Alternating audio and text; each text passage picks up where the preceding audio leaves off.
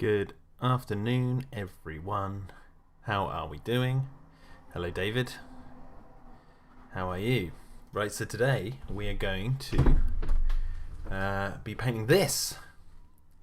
The broken base from a different angle. Hopefully I'll be able to get a good bit of this done. Hello, Krask. Says, hope everyone's doing well today. Yep, doing well. Hello, Zool. How are we doing? David asks, what's your favourite slasher movie? I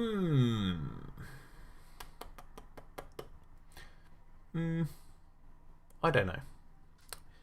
Off the top of my head, Halloween, the first one, came into play, but I didn't watch it for Halloween this year. I usually try and watch it for Halloween if I can. But I don't know what my favourite slasher is. Like, what actually... Is a slasher movie basically just determined by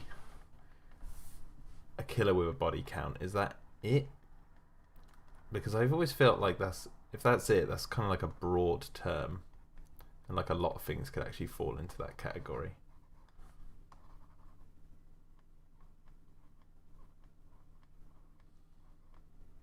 Or does that have to be like it has to be a human, doesn't it, for a slasher movie?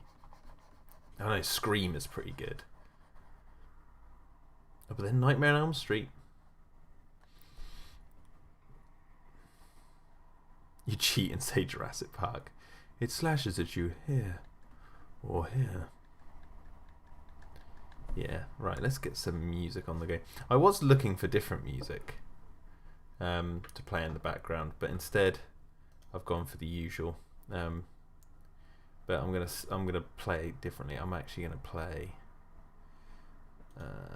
I've got like, just when I say the usual, I'm just playing the usual stuff I listen to. But actually,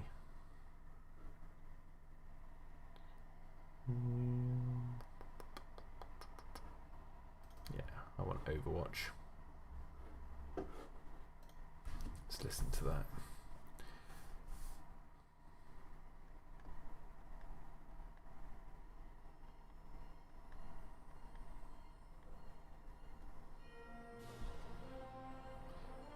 Yo, Titan of Serpents, and hello, Never Not So Clever at This. How are we all doing today? I'm just trying to think where I want to begin. So actually, I want to duplicate this layer and then cut out all the trees at the top.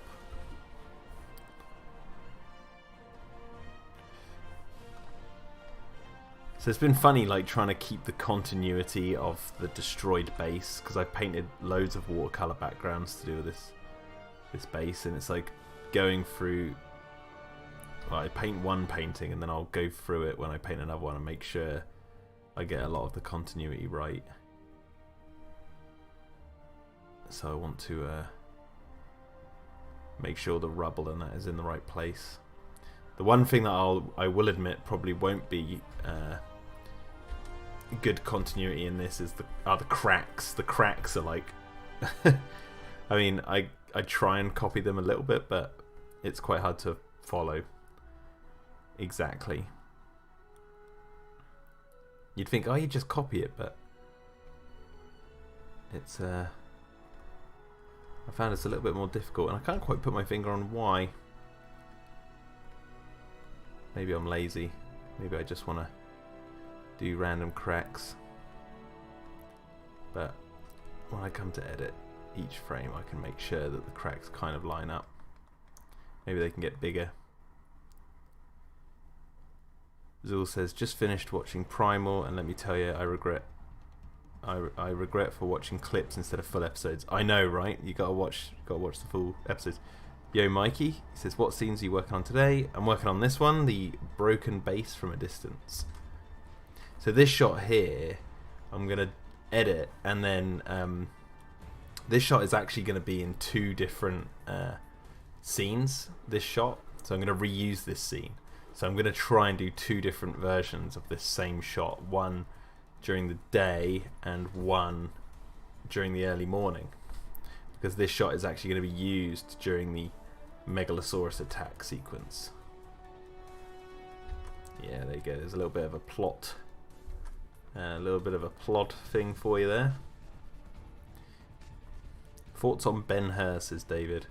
I've never seen it, so I have no thoughts on Ben-Hur. I want to see it. That's one thought. So I lied. I don't have 0 thoughts. I have one thought. I would like to see it, but I've never seen it. So Krask says, yeah, I can imagine replicating the cracks each and every time could be pretty hard. It's just time. Well, I mean, I could really sit down and copy each an individual crack, but it's not really important to like get them exactly right. You just get the basic look of them right, and then it should be right. It's kind of like, because it's just decoration in the background. It's not entirely important. There might be some people out there who really think it is, but as long as they look like cracks, it's fine, in my opinion.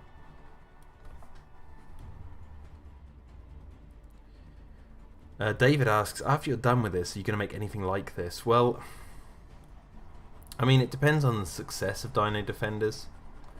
There's one project that has been eating away at me for years that I thought I could do. I wrote this book called Through the Dark and the Dawn, which came out in 2012. I've actually got a copy of it over there, which is a sort of a romantic adventure story set in the far distant future, where humans and dinosaurs coexist alongside each other, and humans live in these absolutely enormous trees that you know, hold with like cities within the trunks of these trees. Like, it's really fantasy based, but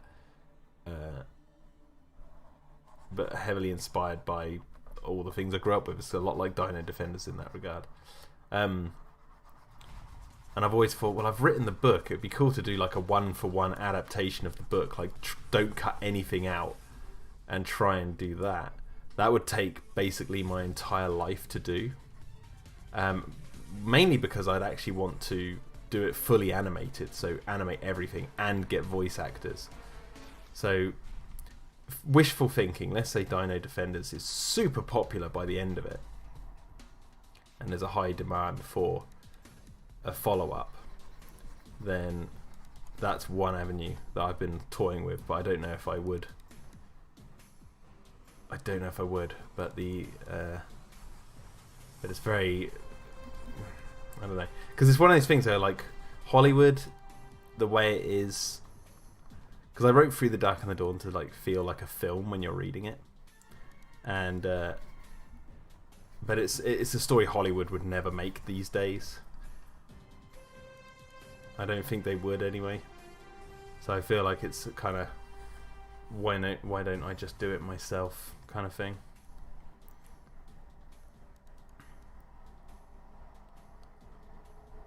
Never Not So Clever at This says, I wanted to say that you kind of turned me around on Lone Ranger. Not that I hated it, but I didn't appreciate it. Oh man, I love that movie. It's just great fun, like old school. It feels like parts. I mean, I know it's got Johnny Depp in it. It's directed by the same guy, but it feels like someone took a spaghetti western and Parts of the Caribbean, and they blended them together. And I think what came out of it is better than Parts of the Caribbean, and one of the best westerns to come out in recent years. It's like one long giant build up to that final train chase sequence when the theme comes in, the Lone Ranger theme, and then the chase is on, and there's that huge great chase sequence at the end. That's not, to me, it's what the film feels like it all builds to, and it's just really well done in my opinion. And I just don't hear many people talking about it. I'm not saying like it's the best film ever made or anything, but I think in terms of modern live action Disney films, I'm like, it's a shame that that was a flop, because it's really well done and a lot darker than some people would expect, I think, because I was surprised. I was like, whoa, for like a Disney film, this is getting kind of dark. Never Not So Clever This says, where can we purchase Through the Dark and the Dawn? Let me see if I can find it. Oh my god, it's still up. I do need to sign into Lulu. I wonder if I can post this in the chat. I wonder if it'll let me. It's that link. Oh, it should do. It might not be.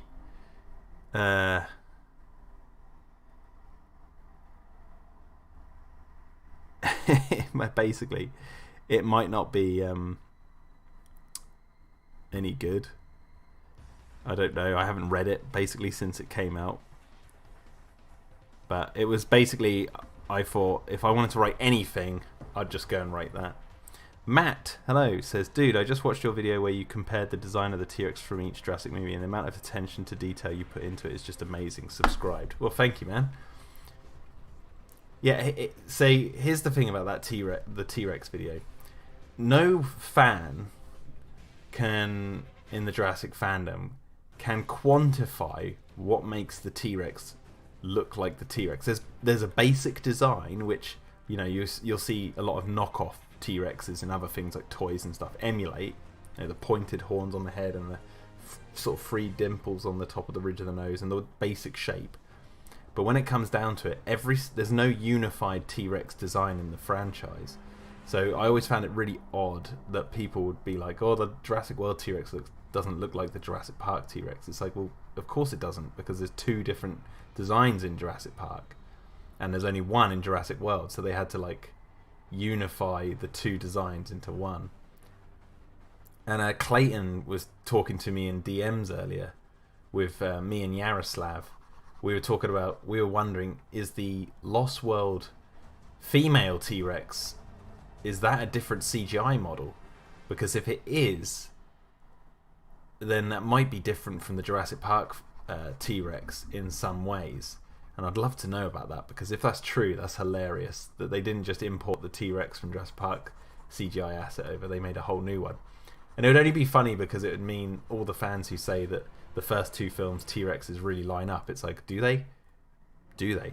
They might. I'm not saying they don't. I'm just saying it's worth investigating, in my opinion. Never Not So Clever at This says, John Carter was a fun drive-in feature. Yeah. I've got on Blu-ray, I've got I used to say it was a trilogy, but now there's a fourth film in this list. I've got Tron Legacy, John Carter, The Lone Ranger, and Tomorrowland as my like 4 live-action Disney films that are like underappreciated by the mainstream. Everyone talking about the new Aladdin remake and Lion King and all that stuff, and it's like, ugh, no one cares.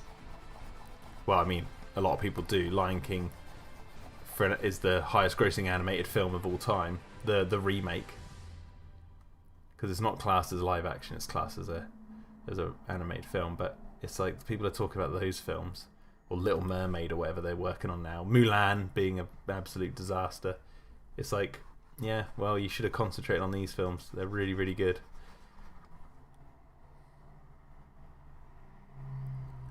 Zul says, how do you like that surprise I sent on Discord?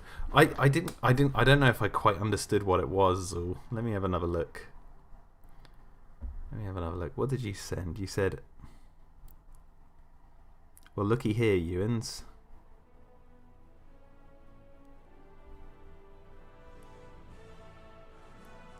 I don't know if I understand what... Is it the detail? I mean, looks awesome. I mean, that's really cool. Oh, wait.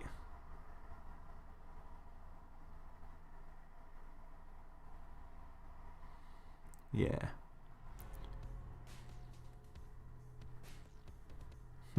That's really cool. Chris says, kind of leaning more on the Lost World female being a new model, because I would say some shots she looks pretty different to JP1. Good morning, Gary. Zul says, also, dude, I've seen multiple pics of the Jurassic World Rex, and let me say, it has some details that are similar. It is pretty accurate. I also love the reference they put into Phil. I'm assuming you mean the Phil Tippett T-Rex design, or the Phil Tippett Jurassic World T-Rex. What do I think about Willy Wonka and the Chocolate Factory, asks David. I like that film.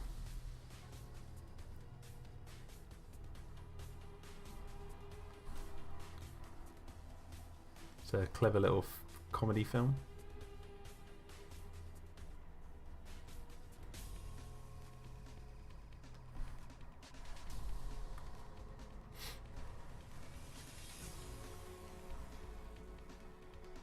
Have you seen Flash Gordon? Not in a number of years. I have seen it like 3 or 4 times, but not since I was like a teenager.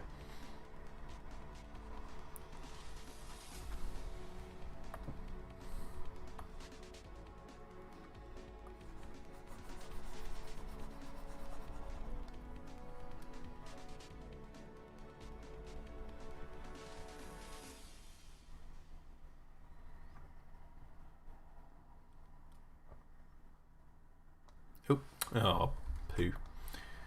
What did I do that for?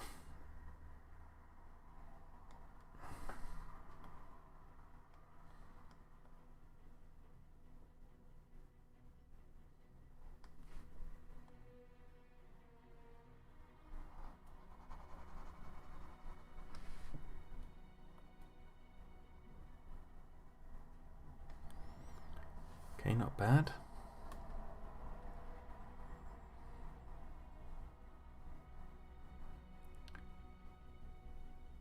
I'm taking the trees out of the background because then I'm gonna edit them first, but on the layer below, so we can see what they're doing. Krask says, watched one of the cheesiest movies I've ever seen last night called Hercules in New York. I think it was one of Alan's first film. They actually had him dubbed over. I've actually got that on DVD, and it's the version where Arnold is not dubbed over, and it is brilliant.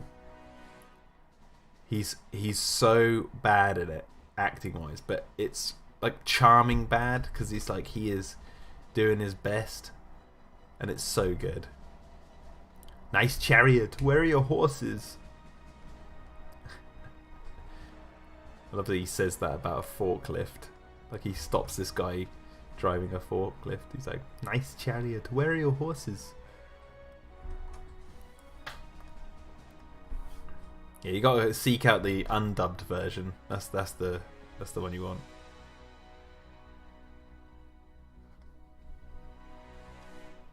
I would get it out to show you, but it's up in the attic at the moment.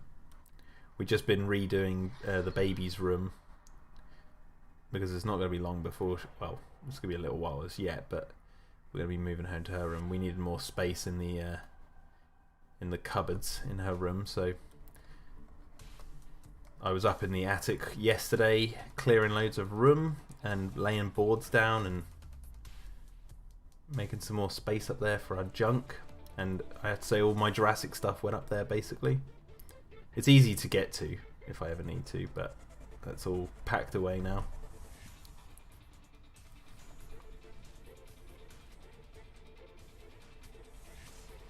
I'm tired of the same old faces, same old things.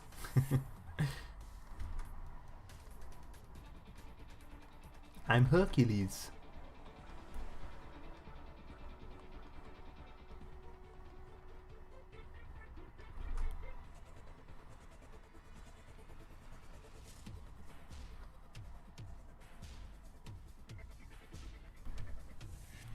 You know what I watched the other day? Technically for the first time properly ever, I watched Pinocchio. I'd seen bits of Pinocchio when I was a kid, but I never actually sat down to fully watch it. And I have to say, that film is a masterpiece. The film is so well done and very rich in its storytelling.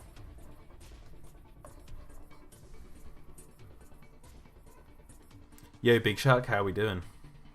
Thoughts on the Rocky films, says David. I've seen parts of the Rocky films when I was younger, but I never actually watched any of them in full, except for maybe Creed. I watched not too long ago, and I started watching Creed 2, and I liked it, but then I ended up turning it off because I got distracted by something else, and then I have never returned to it.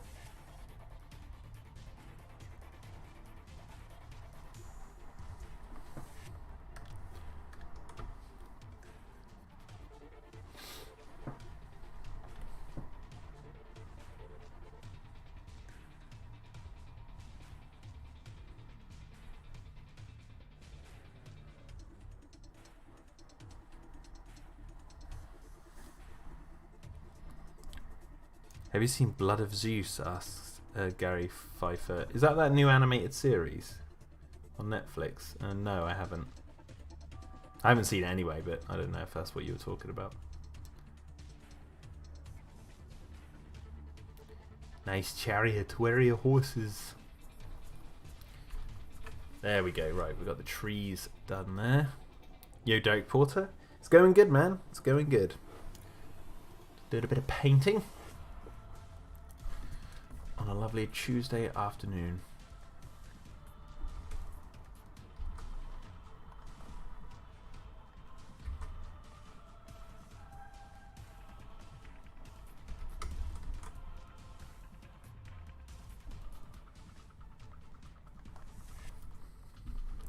Okay, so now what we can do is change the lighting down here.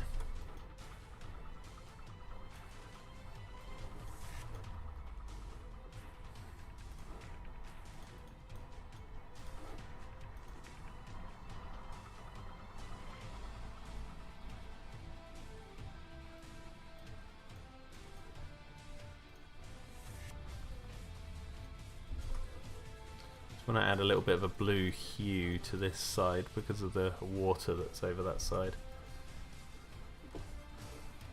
I also have to keep this a separate layer because there's going to be smoke rising up in the background and stuff. Okay, that's good. Yo, Bailey, he says, that looks really cool. Thank you very much, man.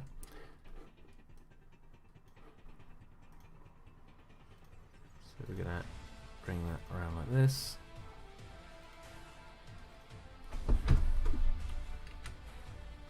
We're going to copy and paste that.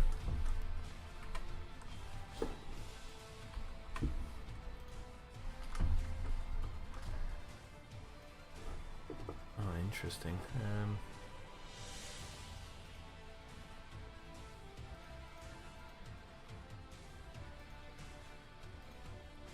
It's that one, isn't it?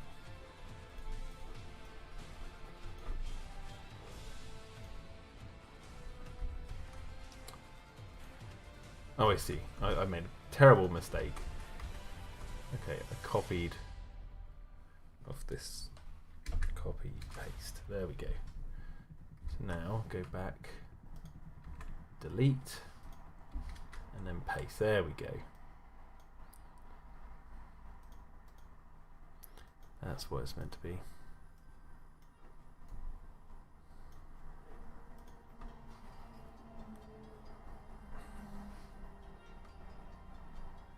I still haven't seen that Godzilla trailer yet.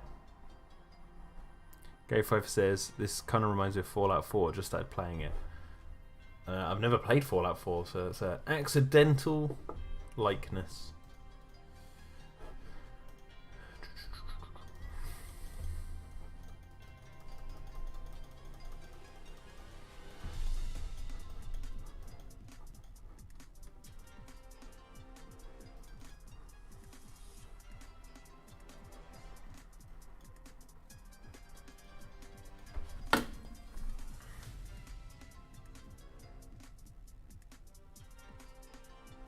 You get every Godzilla movie on DVD, asked David. I've got I believe I've got every Godzilla movie on DVD except for Son of Godzilla, and the Godzilla anime trilogy, what they released on Netflix. I don't own those ones. I would like to get those, but I haven't got them.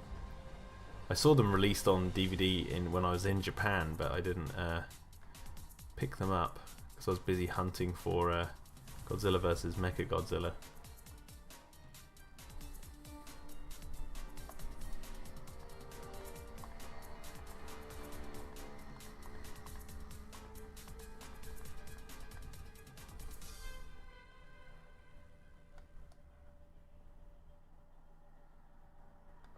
Did you watch the rest of Primal? Asked Derek. Yeah, I got up to the witch episode. That's where I'm up to. I don't know if there's any more that I'm missing.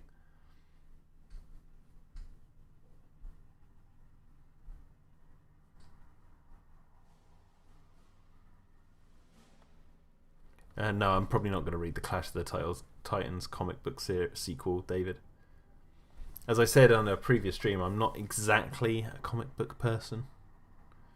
So any comic book questions you can kind of save, because I'm really not a comic book person. Even though I kind of deal in kind of comic booky things like this, where there's characters with speech bubbles and stuff.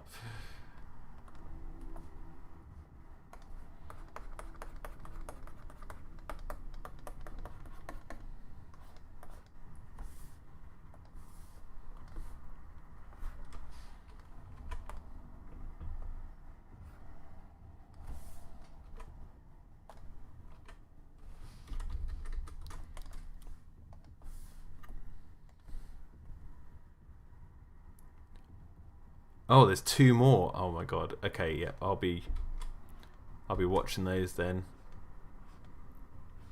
I didn't realise there was 2 more. I'll be watching those as soon as possible.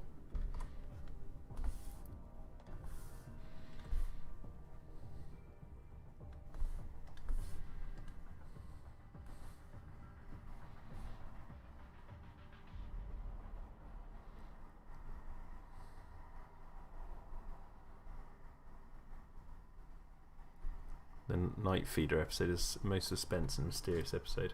That's the one with the witches, right? I thought that was really good. I just love that they introduced that like kind of magic to it as well. It's like, why not? That's what I love about Primal. It's like anything goes, really.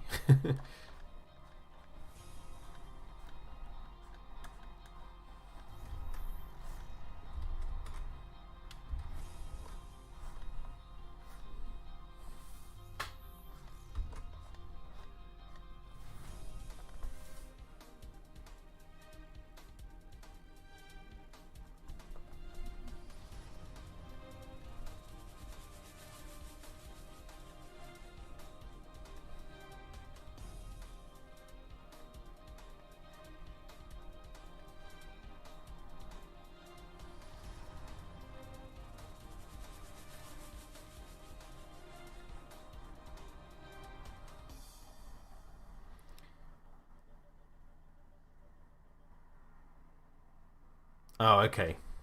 Thank you, Bailey and Zul, for clarifying. Okay, I can't remember the name of the witch episode then.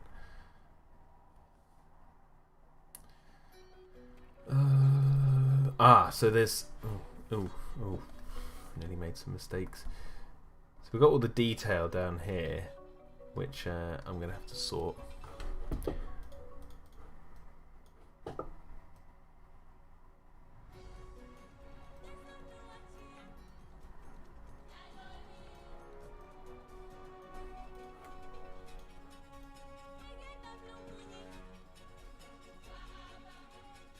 Yeah, I wish Primal had more...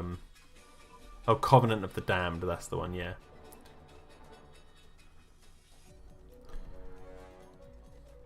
So we can see we've got some details here that we need to sort out. I want to sort out these globs. Make them less globby.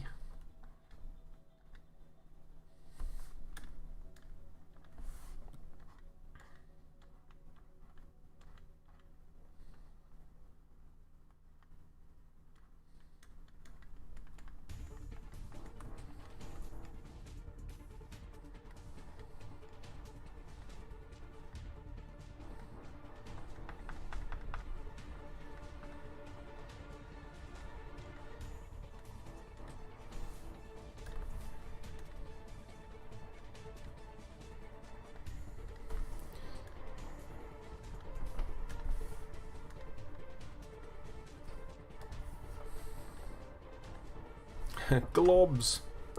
Globs of the Dam. Slave of the Glob.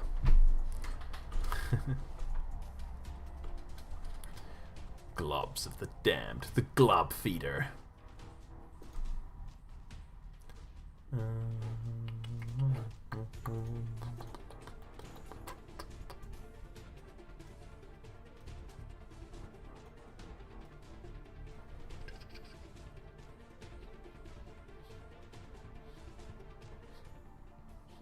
I don't know if I want to do...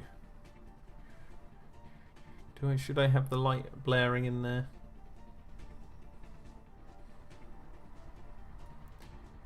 do you guys think? Do you think that should be there should be like a red light going whap, whap, whap, whap, whap?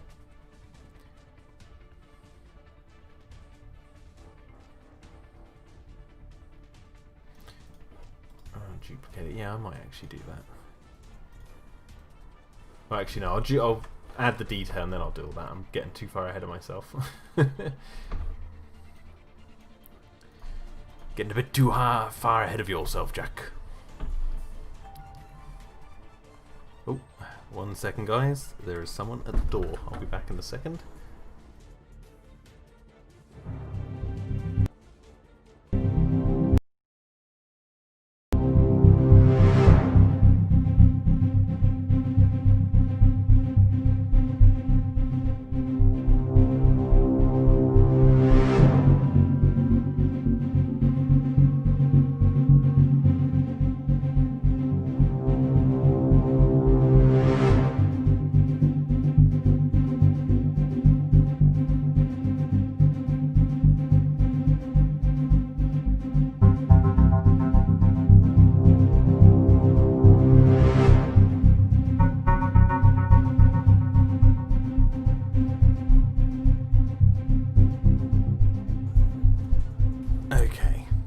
I'm back. So a package arrived for my wife. Lord of the Glob. Definitely red lights unless the whole place is dead. Can't go wrong with flashing lights. Okay, everyone wants the flashing light. We'll do that. But first, I'm just adding more detail in here. Gotta get it looking all destroyed.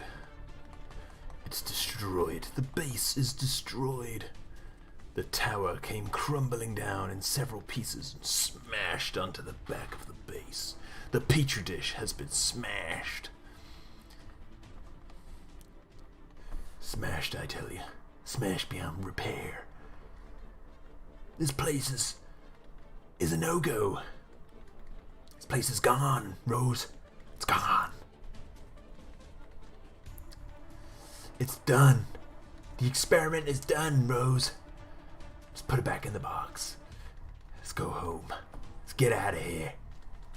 It's done. The dinosaurs are out. The jig is up.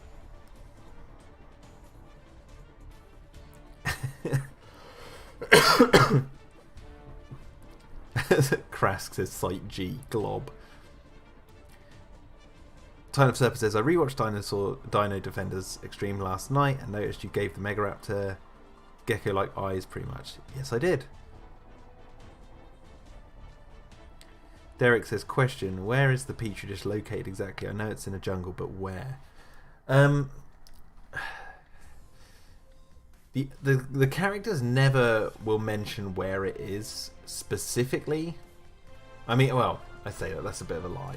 The characters will never say exactly which country it's in or anything like that, but there's a line of dialogue in episode 2 where Mia says, when they hear a noise in the bushes, which is the Megaraptor, when they're feeding the leopard seal hybrid, she says it was probably just a margay smelling the fish. They're always snooping around these parts.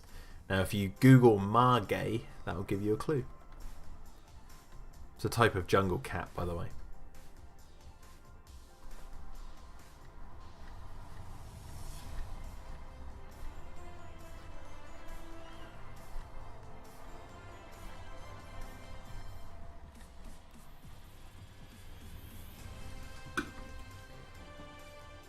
If it was Madagascar, Krask, I'd have some of those iconic Madagascan trees.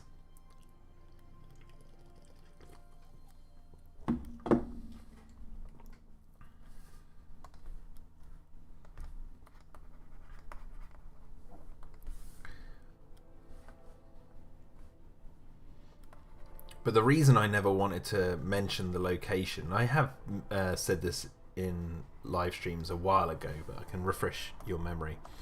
I said that I didn't want the characters to mention where they are specifically because I wanted that to give the series a sense of isolation. Because Quite frankly, there's only so much. I mean, I believe, maybe I'm underselling myself here, I don't know, but I believe there's only so much credible tension and feeling that I can get from this animated series because it is a cartoon. And so if I can squeeze every drop I can out of it, as much as I can, then I will. And part of that is not mentioning any location. And one of the things I remember, I think I mentioned this in the live stream, it's kind of like the end of Jaws, how Quint and Brody and Hooper are all on the boat out in the middle of the ocean, and there's a point where you don't know how far away from the shoreline they actually are. This is like before they start leading it back to the shore, but there's this idea that you have no idea where they are in the ocean. It could be anywhere. Like that's what it feels like. And that's the kind of angle I wanted to go for. So it's like Alien as well. I know they're like 10 months away from Earth or whatever, but you still have no idea whereabouts they are. I mean, you probably do now. There's probably Alien fans, nerds who have worked out exactly where they are in the cosmos in relation to Earth. But the point is, it's like this feeling of isolation, of just not knowing. Like it's information that is only relevant to the story in so much that it's to make you feel like you're cut off from anywhere else. And it's funny because so many people have messaged me and said like, oh, how are they going to get off the island and stuff, and it's like, I maybe need to have a character point out somewhere that they're not on an island, because that's too much like Jurassic Park. This is mainland. This is on one of the continents.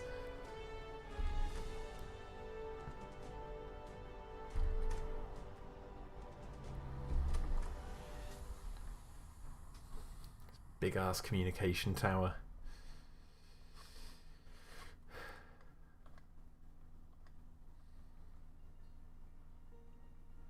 Gary says, wait, should Rose still be alive after that flip from the helicopter? Yeah, Rose is still alive at the moment. Favourite 1970s movie, says David. Alien, 1979. Titan of Serpents. When I watched the Madagascar movie in the past, they kind of treated it like a lost world of sorts, but when they found people lived there, they were like, oh wow, okay. Never not so clever at this, says Jack understands the value of less is more. Yes, maybe. Wait till you see these later episodes. No, I appreciate that, man. I do really value less is more. It's like I'm trying to think of like what information is needed for the story to go forward and what information isn't. I want there to be as little faffy information as possible. I mean, I might fail at that. I don't know. But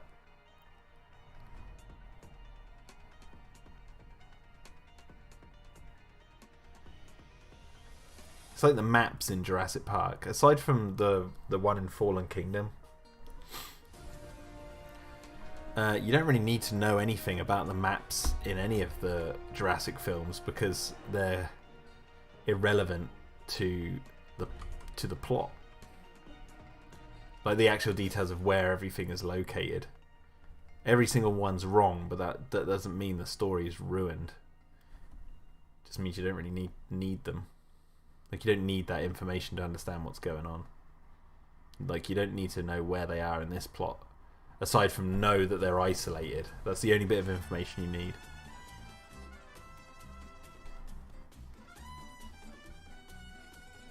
Big Shark 9000 says at least LN and Dime 4 weren't affected by the destruction.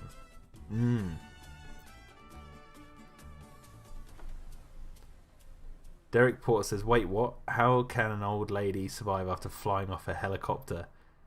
I don't want to say without spoiling how she survived, but it's a pretty obvious one. If you look at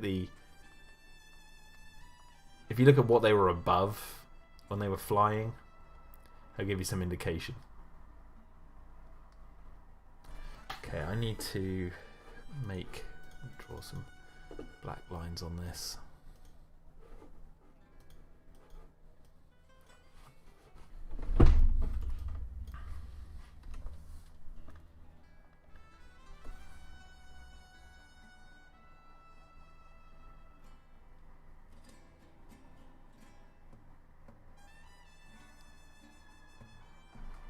I can't remember the best pizza I've ever had, David, because I've had so many. Town of Serpents. I know where Dino-Defenders Extreme takes place, and it's sort of a homage to the original Lost World. But it also takes place there. Yeah. Well, it's I don't specifically say where it is on that continent. I can't remember. Is it South America?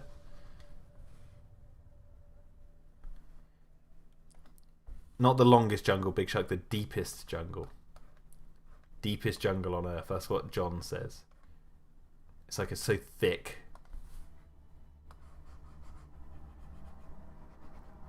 Which could be complete rubbish. Like, that might not be the deepest jungle on Earth.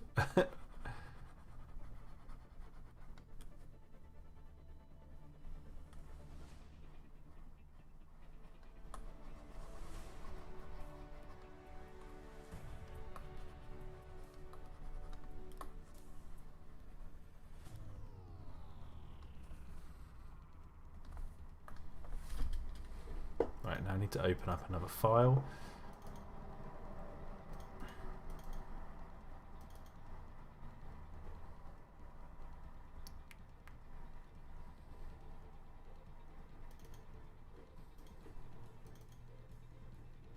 See you later, Derek. Thanks for popping by.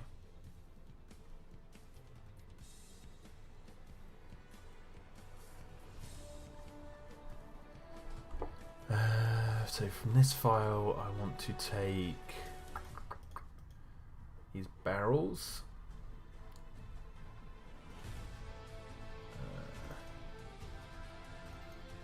Which one is that on? Messy.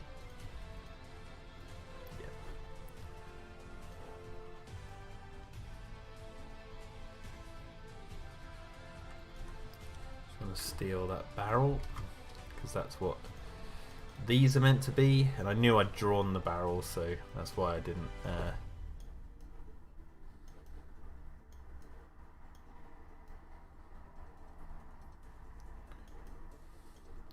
You might think, why the heck are you stretching that barrel out so far? Well, that is because we're going to stretch out that end bit to then stretch that back.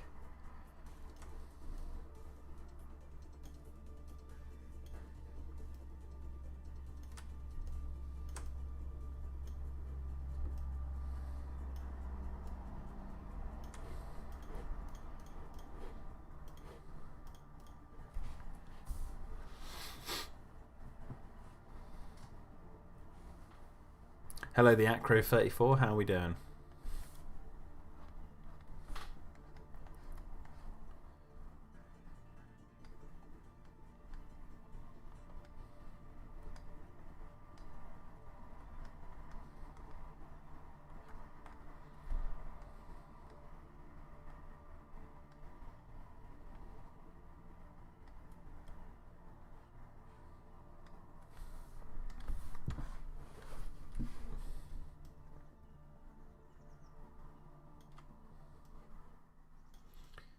That one there. I will actually darken that end and lighten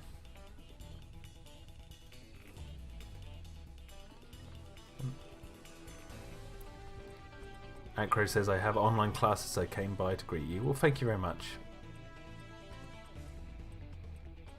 Unfortunately, I won't be able to watch the stream anyways. I hope you are having a great day and goodbye. Well, thank you very much, Acro, for stopping by for 2 seconds. That's most kind of you.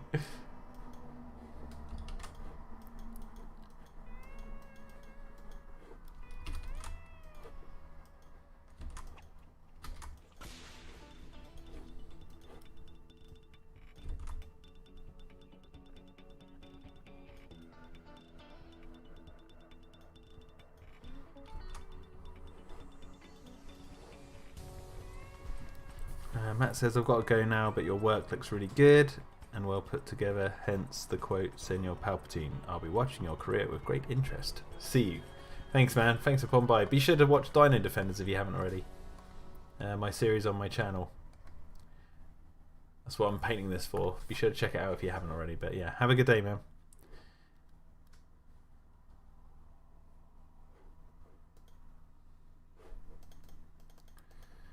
Okay, and now, is this part of messy? Yep. I want to actually grab this barrel. I want to grab just that amount. Oh, I need to look at another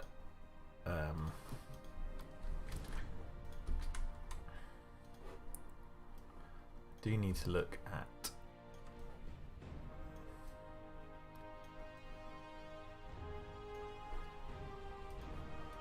one of the other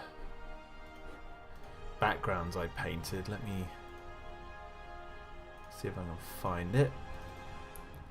It's this one here, which is looking the opposite way. So you can see I drew the barrels that are here. One is dented, so I have to remember to do that. So this is the same shot but looking the opposite way.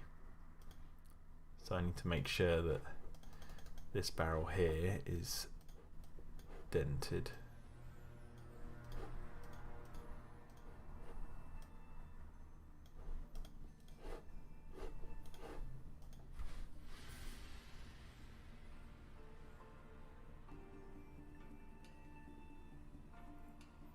David says, have you been trying to make YouTube your full-time job?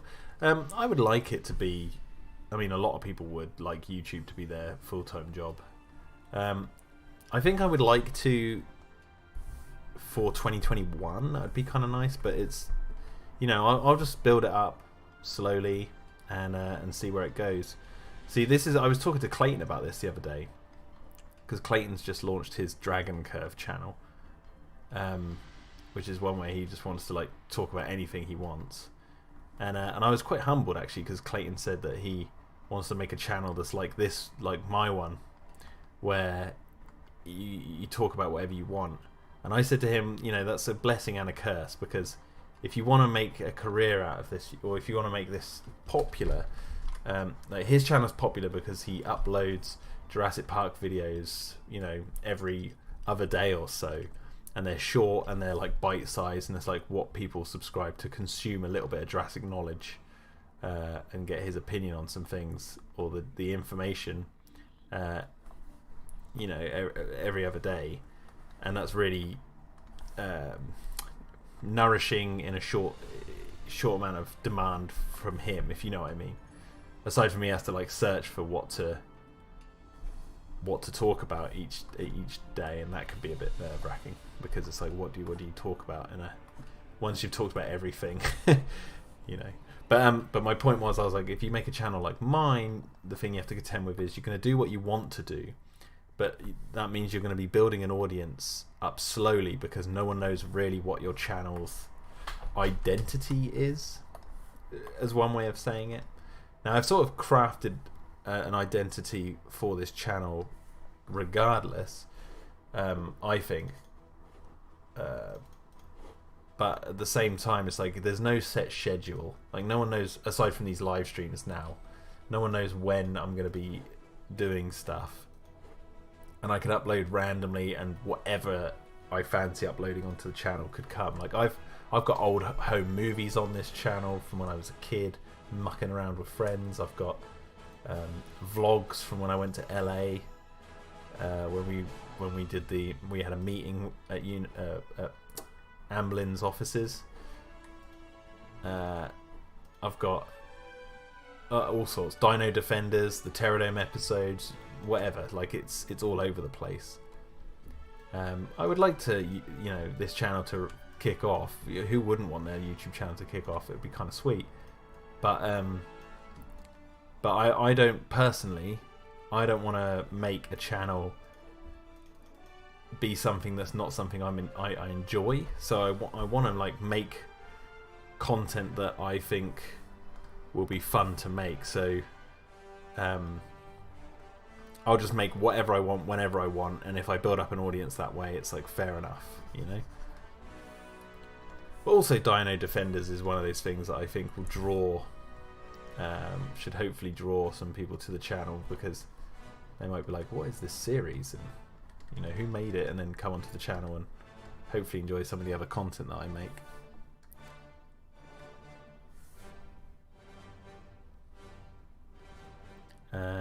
Never Not So Clever at This is someone hasn't heard of Chaos Theorem Consulting. Well, yeah. Yeah, we do work on the Jurassic canon as well as the viral websites. Speaking of which, I bought a sticker book today when I finished work. I bought a sticker book that's a new Jurassic World sticker book, and you know, I wouldn't usually buy that sort of thing because they're for kids, but I was like, oh, I used to buy the old sticker books for Jurassic Park and Fallen Kingdom, and just as sort of a guilty pleasure little treat for myself, I thought, oh, I'll just buy that for a laugh and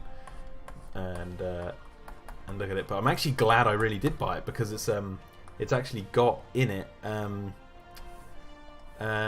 the stuff that we wrote for the viral websites. It's got like a timeline in it, and it mentions lots of information from the back door, including the version 2 Velociraptor, which I was actually surprised to see, because that doesn't usually get mentioned anywhere else. But someone who made this sticker book had done their research, so that was nice to see.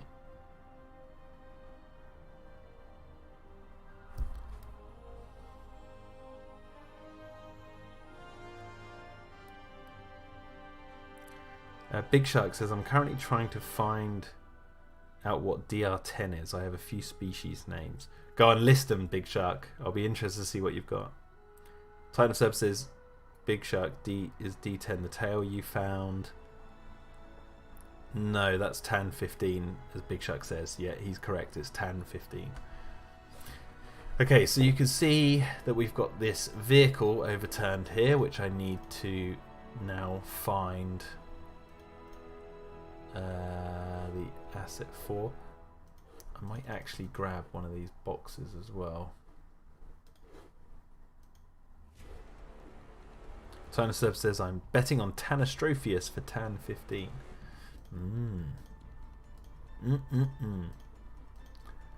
Like I said, guys, if you... I'm going to keep this option open, okay? I'm always going to keep this option open. If you guess it right, and you don't mind me saying, okay, you've guessed it right, and then working on frames to do with that dinosaur or animal, let me know. I'll keep that offer on the table, because I don't mind doing that if you guys don't mind, because the people who come to these live streams tend to like, not everyone comes to these live streams who watches the episode, so I could preserve some of the surprise for a lot of people. But you guys would then have the added fun of seeing it being created. Now, I know some people said no, preserve it last time, but I'm always just... I'll keep that option on the table for you guys. It's mainly because I'm itching to, like, animate some dinosaurs on live stream. But...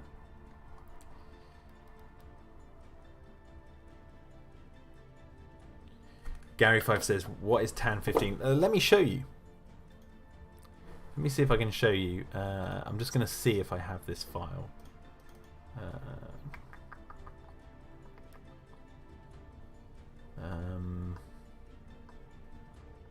Actually, I do, but let me...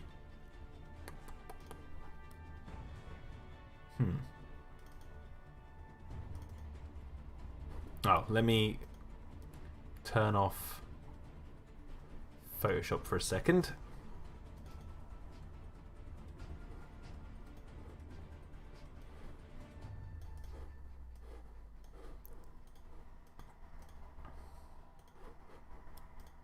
Okay, so they're talking about this. Here's the map of the Petri dish. So if we go to full size, so the actual size of the image, it's like this. So actually, here's an interesting thing. The frame we're working on is looking down. I'll just use this. Is looking down here. Oh, you can't see it. Is looking right down there, or maybe a little bit angled like that. So that is where we're looking right now. But anyway, what they're talking about, Tan 15 is here. Tan 15, DR10, Kentrosaurus, Camarasaurus, Megalosaurus, Megaraptor. So you can see there's the Megaraptor paddock that we saw in episode 3. We've not seen this paddock, the Megalosaurus paddock. And interestingly enough, here is where episode 1 ends. So you know where they see the Kentrosaurus walking around, because the Kentrosaurus and the Camarasaurus, they do share the same paddock, but like the camera pulls back this way. So there's where episode 1 ends. LL1, you might be able to recognise that area from episode 2. Just an interesting note, here's the little shed where Cornelius is kept in episode 2. You know where they see him, that's there. And then over here is the Dimetrodon pens. Because I believe in the opening of episode 2 the camera looks this way and you can see the base in the background. And over here is the town where Jess and everyone's been staying. There's the tower and the waterfall. So hopefully this map's alright, it works. But yeah, Tan 15 is over here. So there we go.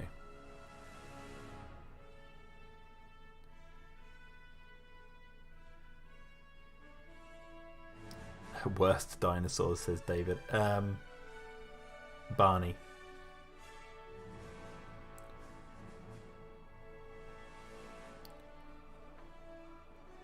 Do you have a favourite number? 69, dude!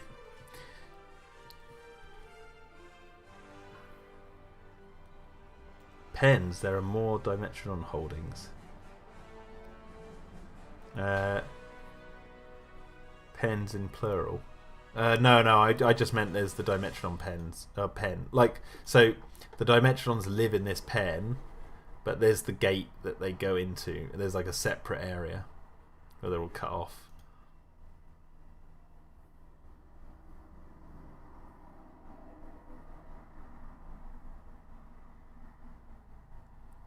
Big Shark 9000 says, "Do you mind if I name one of the species?" If you guess DR10, like you're more than free to put what your theories are for these dinosaurs in the chat.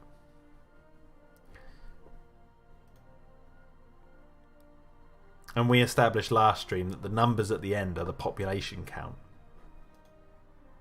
so you can kind of see.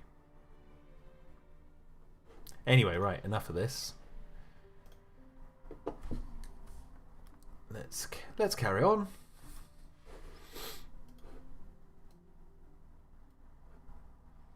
You notice that's meant to be like this box here. Everyone, up! Up, up, up! Alright guys, let's get the hell out of here.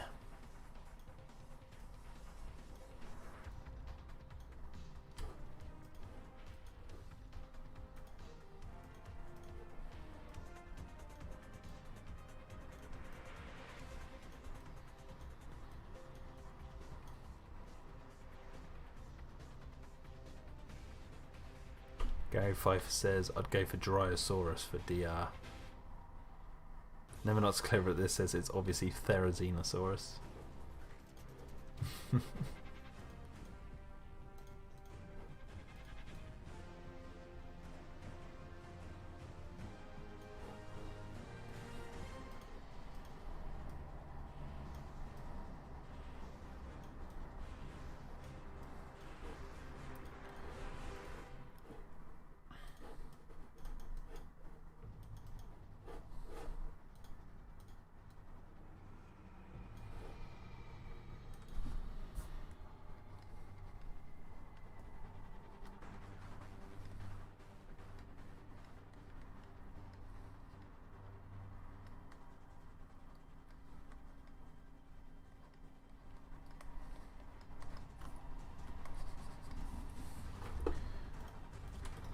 Merge those layers, and then we're going to up the brightness on the top of this box.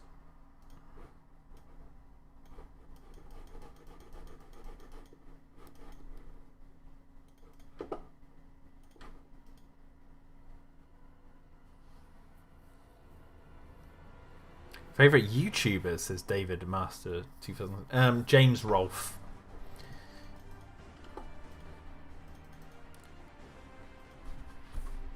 My favorite YouTube series is Best of the Worst, though, by the Red Letter Media guys. There's one I haven't watched yet that they uploaded the other day for Halloween, which I'm really excited to actually watch. But because they're so long, I like to sit down and watch them properly.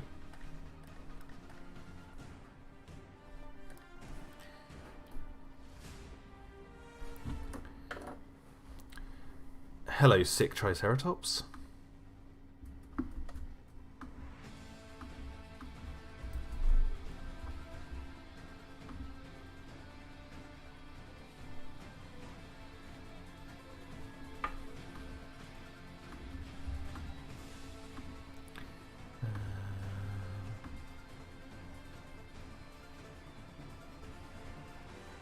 Finally chatting on one of these streams thanks to lockdown, says sick. Yeah. Big Shark 9000 says, I'm guessing mainly because of the chart. This man does his research. He does some digging.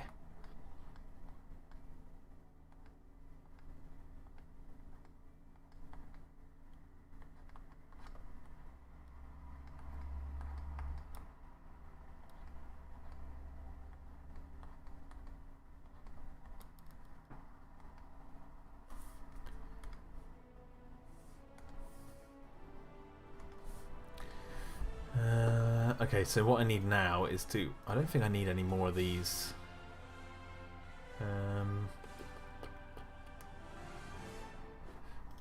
Maybe what I'll do, because you know when I painted this, I drew some dunes. I drew some socks hanging on this on this building, like someone had put their socks out to dry. So because there's been this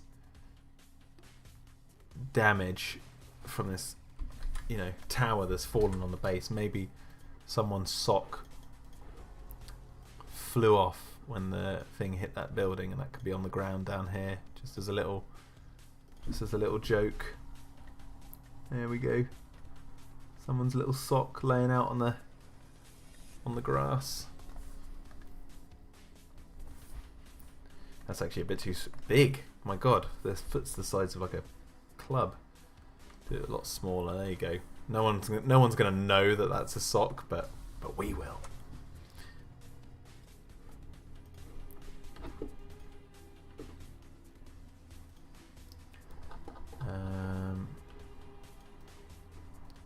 Cans. Let's see like that. But so first, actually, what I want to do now, just quickly before I add in the overturned vehicle, is I'm just going to add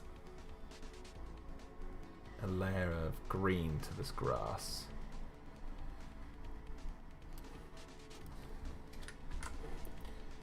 But also before I do that, I want to cut out the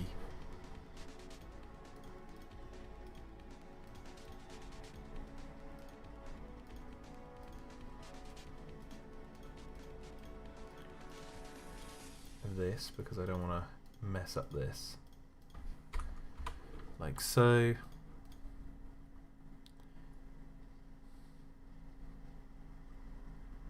See you later, David. Krask says, Godspeed, Spider-Man.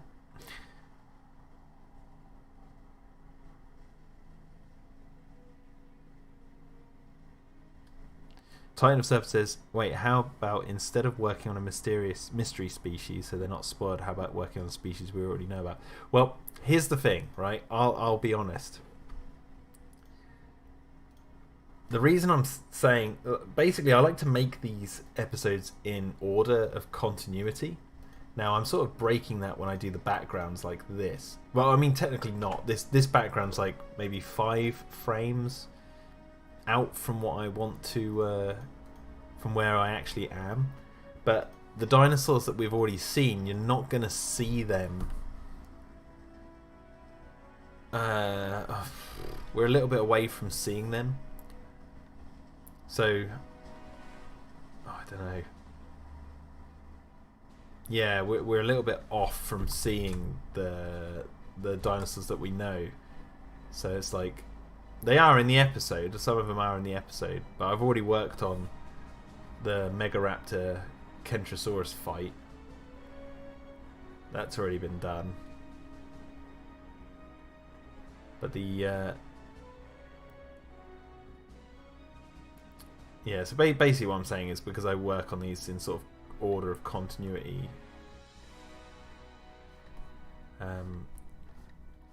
that's where I'm up to. So that's why I'm like itching to work on them. So anyway, so I've done that. Now what I want to do is get a green. We'll take it from that tree up there. And then we're going to put it...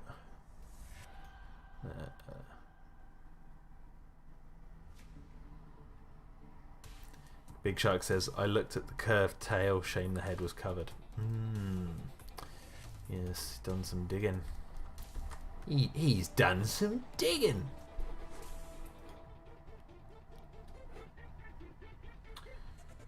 Oh, what have I done? Silly old sausage, what have I done?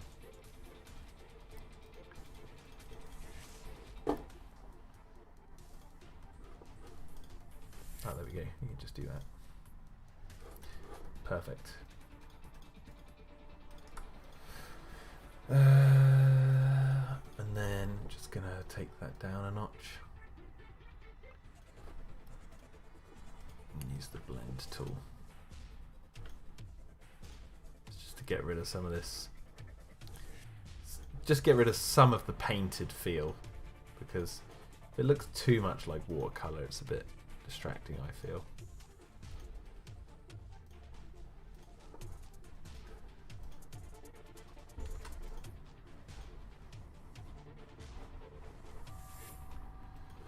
Right, and now I'm just going to edit. I'm going to make a new... Oh no, actually I'll do it on this layer. Call this one the detail level. The tail made me think Cambrian Amphropod, but Drepanosaurus would be my guess, unless another reptile has a hooked tail.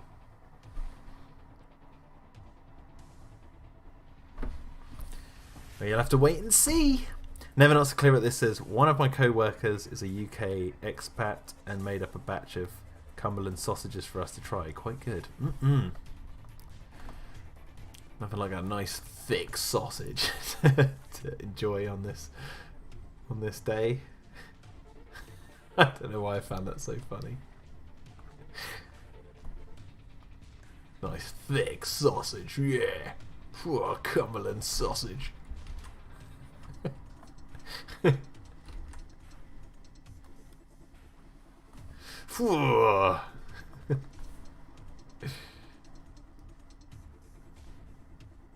It's funny actually because I actually had a sausage roll just before going live. They say you shouldn't laugh at your own jokes, but I just crack myself up. Sicky T says the big curly dog dirt sausage, swirly curly meat ring. God, thick wiener.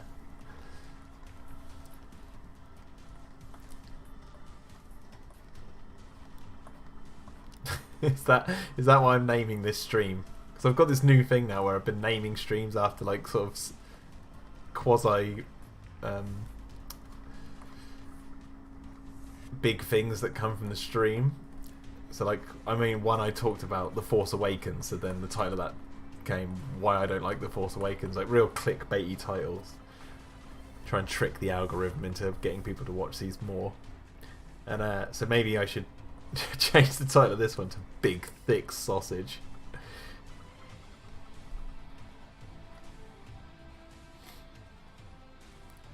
Sausage Defenders Extreme. Big meaty sausage.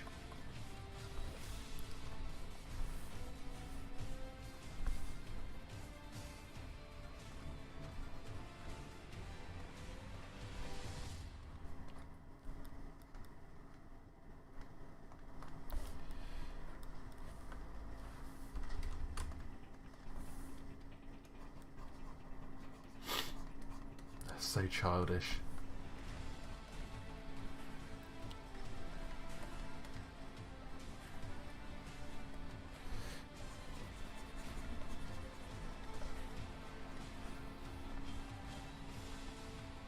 Okay.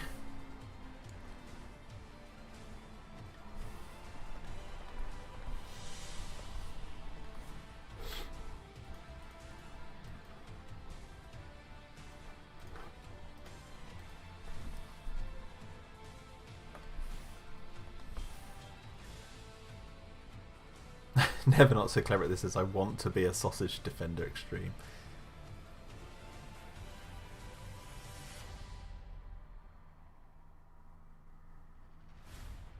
Is there any wonder Best of the Worst is popular here, says Never not so clever at this.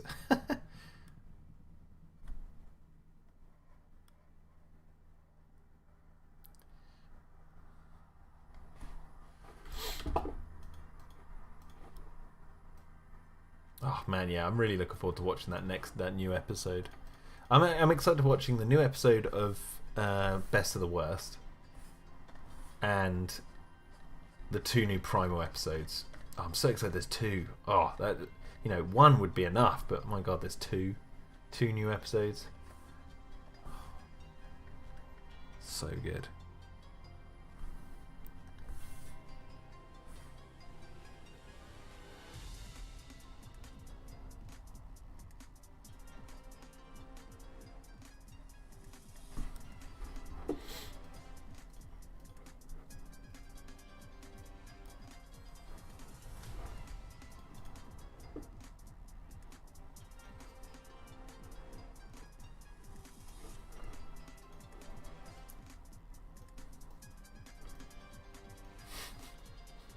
I'm still chuckling to myself about this big meaty sausage. I don't know why. Well, I do know. It's just childish, isn't it?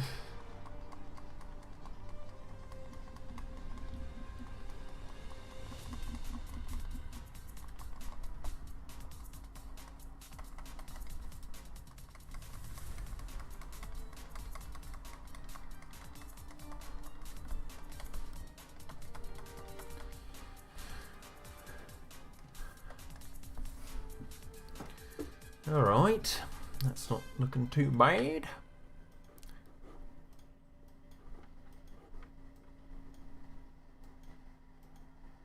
Again, just getting rid of some of the painted look to the side of the building.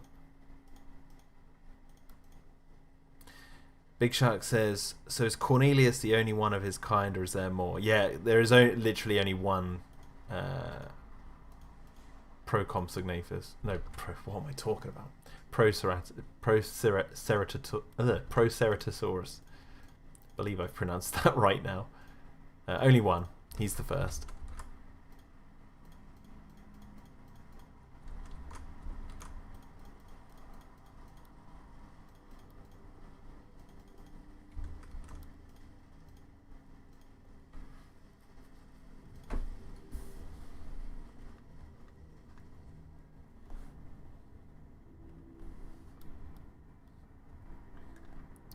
Treaders, the lesser sequel to Tremors. It's just loads of people called Trevor living under the ground that like burst out.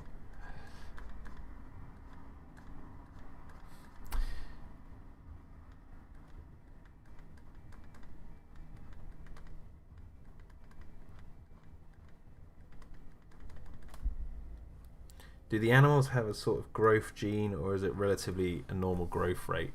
I'd say it's a normal growth rate. However, how do we really know?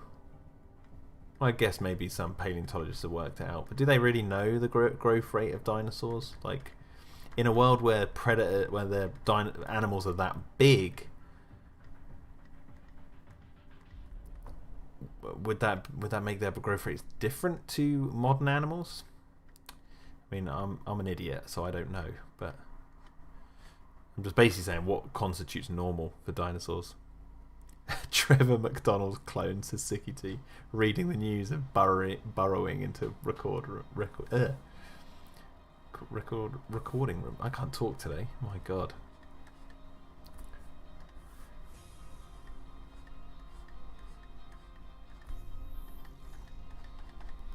Okay, so let's get... No, I've still not done what I wanted to do. Oh my god. Going backwards and forwards like a lunatic. I wanted to add more grass. Flecks of grass. Little flecks. Like some little flecks of grass to make it, yeah. Just make it stand out a little bit more.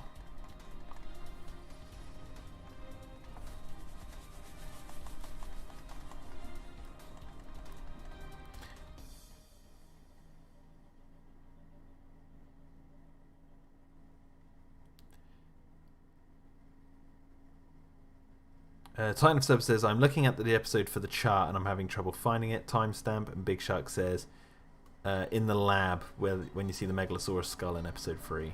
Yeah, there's a chart on the wall. There's also one behind Turner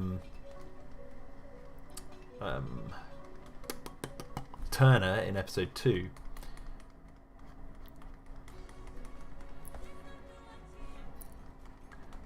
Now, Big Shark, I know you're like the Dino-Defenders super fan, so you've been like really diving deep into this. Is there anything else that you've spotted in the backgrounds of stuff that you're like, what the hell is that about?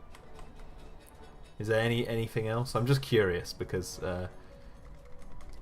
there's a lot of stuff that's gonna come up in episode 4, and I'm just wondering if it's gonna be like a moment for you. You specifically, because I really think that you're doing the deep dive here. Obviously others are.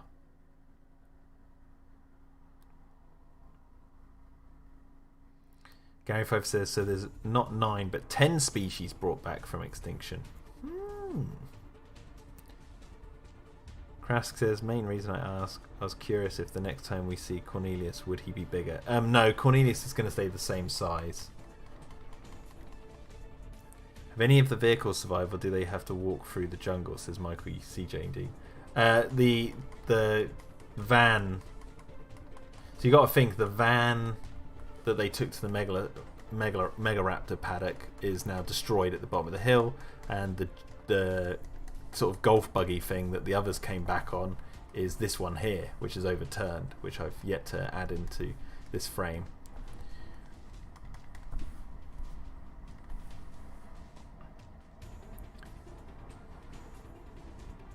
The chemicals, says Big Shark. Which ones are you referring to? Are you talking about the one that the doctor shows Hank? Is that the one you're referring to? Gary Fife says, you said 10 recently, but the character said 9. Yeah, I will admit, there are 10 in Dino-Defenders Extreme. There's one that's totally hidden. That one I'm definitely not revealing.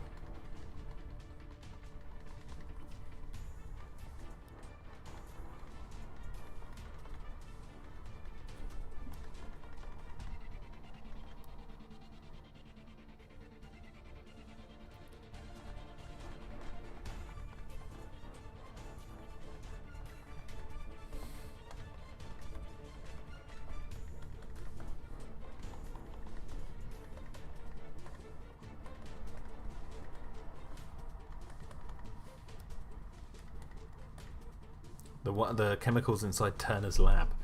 I can kind of explain that already because it's not really a spoiler, but all those chemicals in Turner's lab are to do with Chrome X4, which is what they use on the Dimetrodon to get the advertisement, the bio ad, to appear on its sale. That I can explain because it's not really. That's what those are. There's not much more in there. There's not much in his office / lab to do with chemicals that's of interest. There are other things in there though. Titan of Serpents says, I'm looking at the chart behind Turner right now and I see a long-necked creature that's not Camarasaurus. That's one of the reasons why I say Tanastropheus. Interesting. Mikey says it makes sense that a company would hide things InGen didn't reveal the Spinosaurus. Big Shark says, right, you watching the stream version? Yeah, I show that. I mean, what am I doing? I can bring up that. I think I could probably bring up that chart here.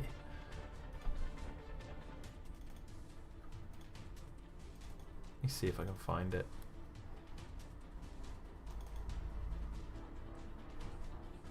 Here.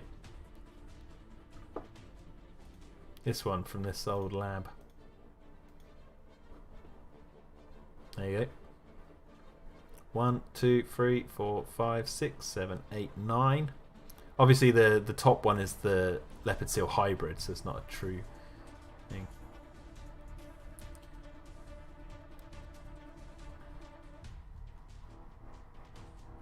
Sicky T asks, how much input from the rest of the Chaospherium team is there on Dino-Defenders, or is it your own baby? Tim helps with the dialogue when I write all the dialogue, and then I send it to Tim to make sure all my grammar and spelling's in the right place. And we still kind of do mess up from time to time because he's got a dual citizenship with the US, so he has this weird, like, he knows how the US write things and I know how the UK write things, so there's some disagreements with, you know, oh, is this character English and stuff, and I'm usually to say I don't care, like there's no, because you don't hear the characters, there's no like, are they English or not, but Tim wants to know, like, because if it's spelt a certain way, there's differences there, but he'll help me with my grammar and stuff. Manuel's helped with the credits, the 3D credits in episode 1, and also he did the animation of the cells in episode 3. And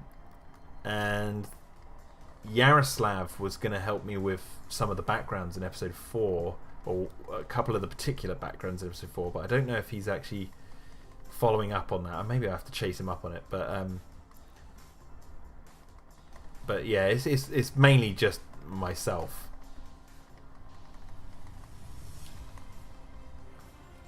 I did ask Chris to design one of the dinosaurs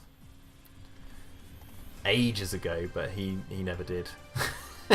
He never got back to me about it, so I was just like, oh, okay. He said he was going to do it, but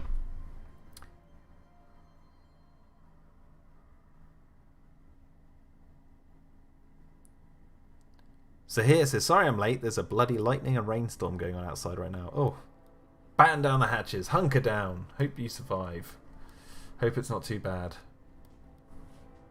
Yo the Eggman says, sorry I'm late. Oh, don't worry. Sicky T says Chris won't design dinosaurs. Time Surf says, I just saw it and I saw what you're talking about with the creature with the hooked tail. So you guys, I've said, like, if you guys guess it right, I can reveal it if you want me to, but I won't say anything unless you guys say, if you have a consensus of you don't mind knowing. Okay, so let's blend some of this a little bit more.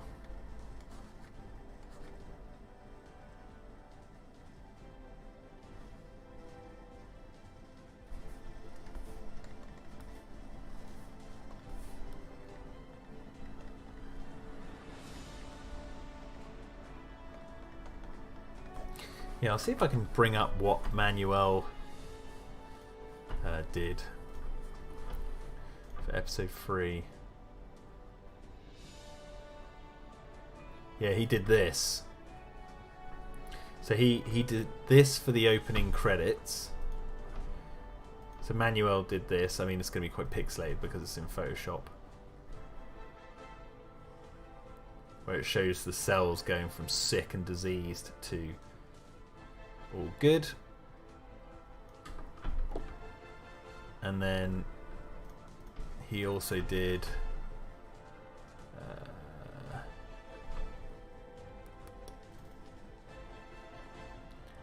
me see if I can find it.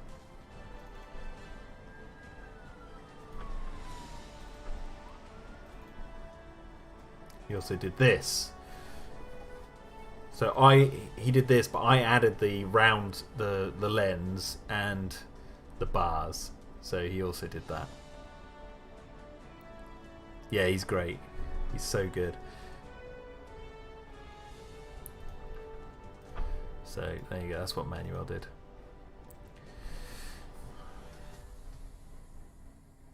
Do you mind Krask asks, do you mind going over the Twister JP headcanon again? Missed it last time you brought it up.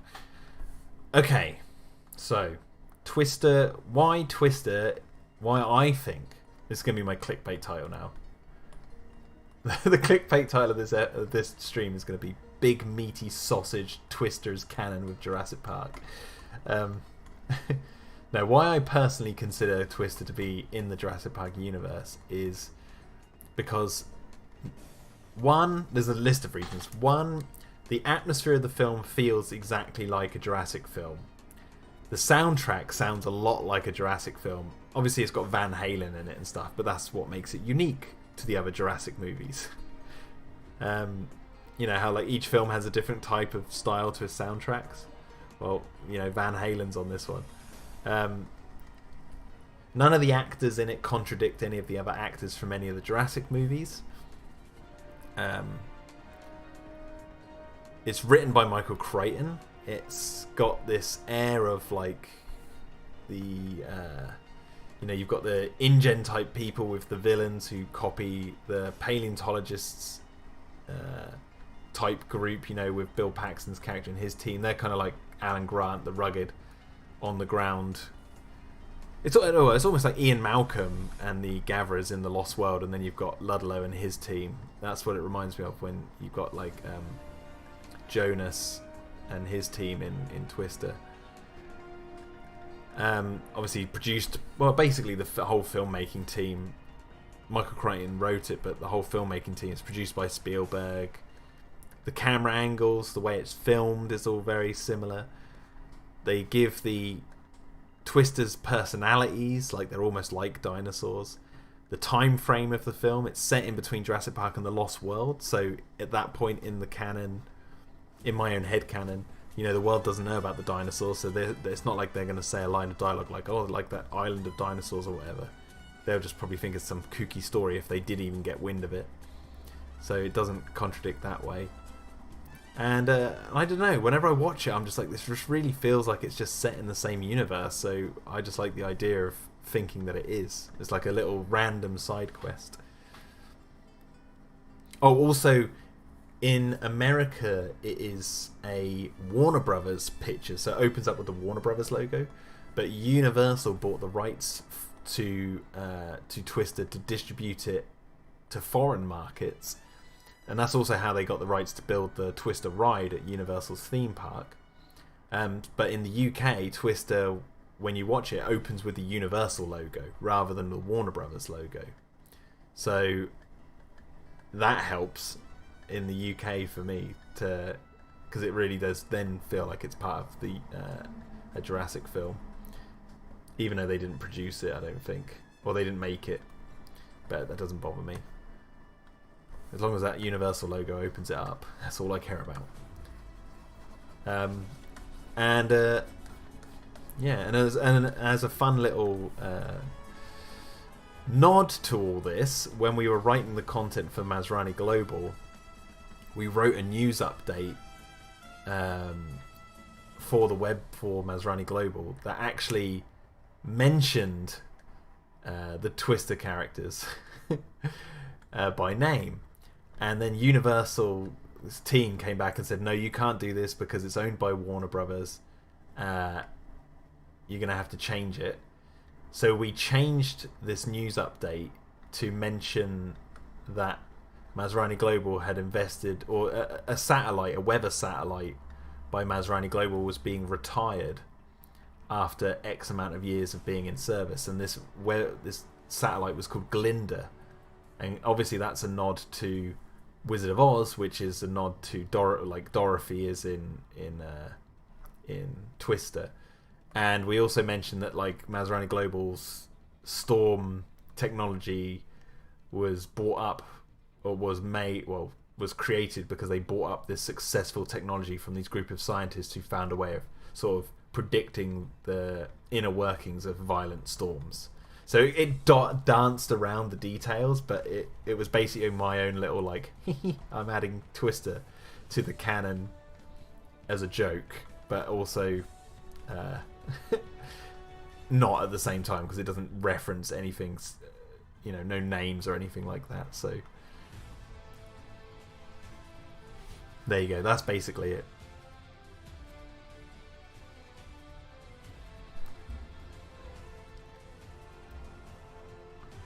Never not so clever at this. Says all weather science boils down to what? Modeling chaotic systems.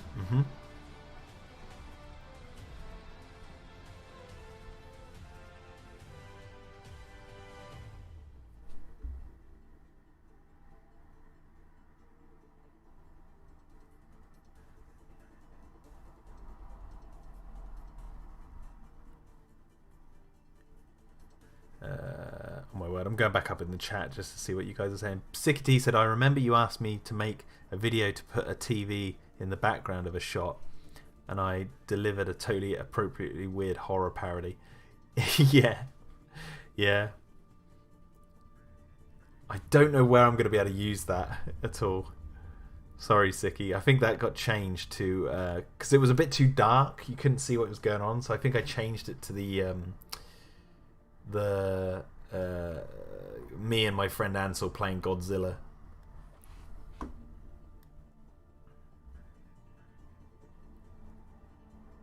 Big Shark says, I've gone back and done my research. I go back to watch the old streams, bust open a tea and start going through it. Nice. Krask says that's a really cool way of connecting them. Never knew Crichton wrote the script. Cool theory. Mikey says maybe they could do a movie where the Twister crew are sent to help a new JP with their storm warning system. That would be cool, I would say, but unfortunately Philip Seymour Hoffman and Bill Paxton have passed away, so it's not going to happen. And I'm kind of... this is going to sound wrong. I wasn't going to say I'm glad they're dead. I'm saying I'm glad that it can just be sort of left as it is, and there's no chance of them... I mean, I would have loved to have seen Bill Paxton in a Jurassic film, or Philip Seymour Hoffman for that matter. But you know, unfortunately they've passed. But I'm kind of glad that that means they, you know, Twister can remain canon in my head. I'm not. This isn't an official endorsement of. This isn't me saying Universal agrees to this or anything. It's just my own personal head canon. I have to stipulate that just in case the machine comes cracking down on little Jackie here.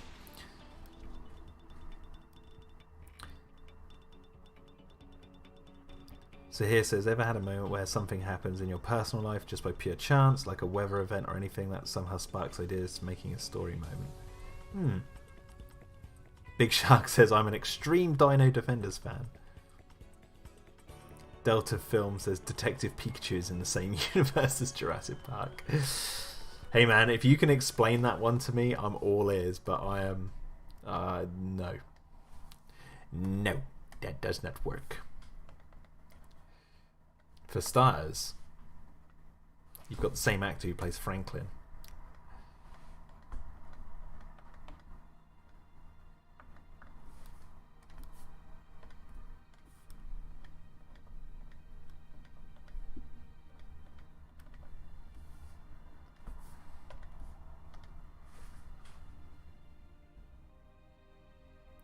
Don't use it, it didn't fit at all, said Sicky T. Oh man. It was funny. I've still got it. It's in the book, the archives of the Dino-Defenders like assets. Yeah, because it was going to be on a TV in the background, it was a bit too small, a bit too dark.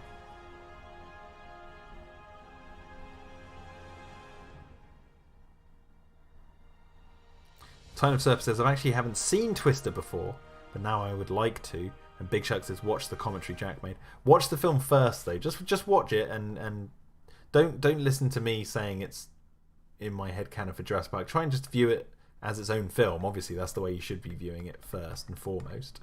But then, yeah, if you go back and watch it, if you do like it and you want to watch it again, then have a look and see what I mean. See how it really feels like another Jurassic film. It just has no dinosaurs in it.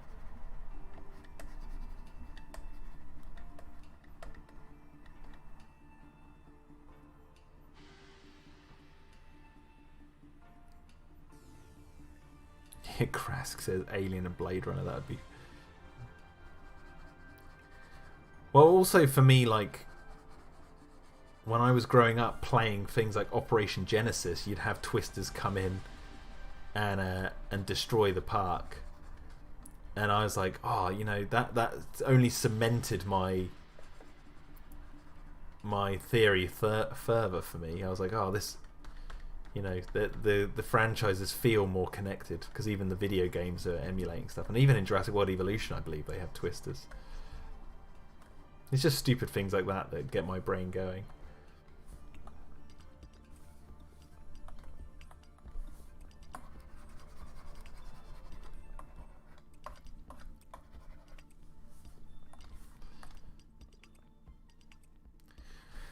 Okie dokes. Let's try and just up some of the saturation. Then we're going to finally add in this overturned vehicle. It's taken me absolutely ages to get to this point.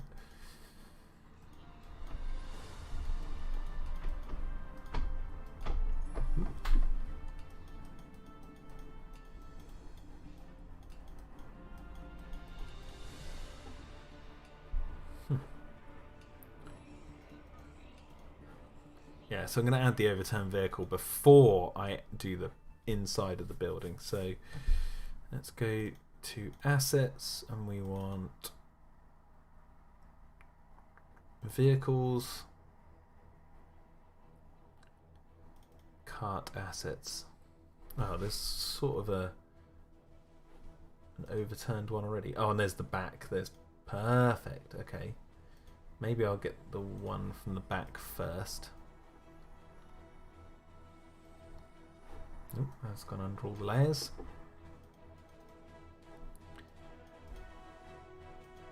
These stupid little golf buggies that they have to drive around.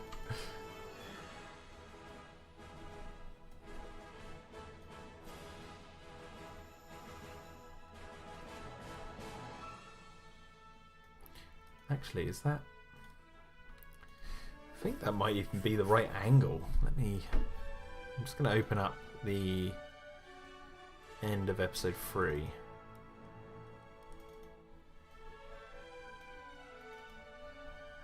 Open up this frame here.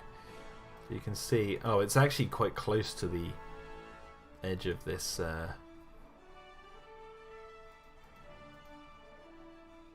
helicopter landing pad.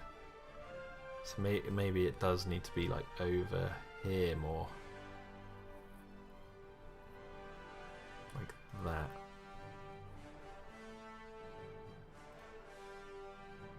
But that is kind of the right angle. Okay, that'll do. I'm not even going to really need to edit the... Oh, actually, I might edit the roof a little bit. Maybe I'll just do that. Maybe I'll edit the roof just a little bit longer.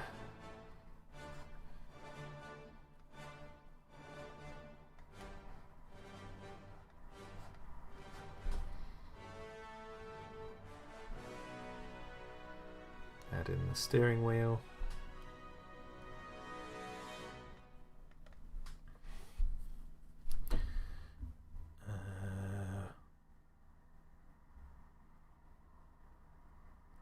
Sicky T says there's a huge ship in Blade Runner 2049 that looks very similar to the Sulaco. Is there really?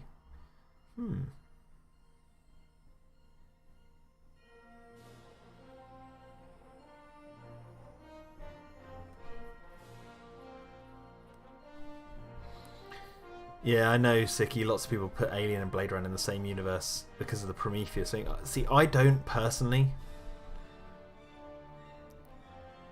Just because in Prometheus and Alien Covenant, you know, David is the first... Oh no, he's the first AI, isn't he? And the others are basically like genetically engineered humans. Nah, I mean, it could work, but I always got the sense in Alien that Earth wasn't as messed up as what it is in Blade Runner, especially Blade Runner 2049. That looks like a complete total hellscape.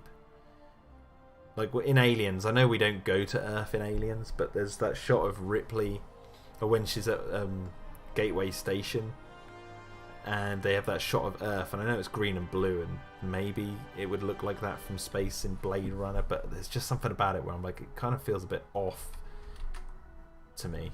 Doesn't never felt exactly right.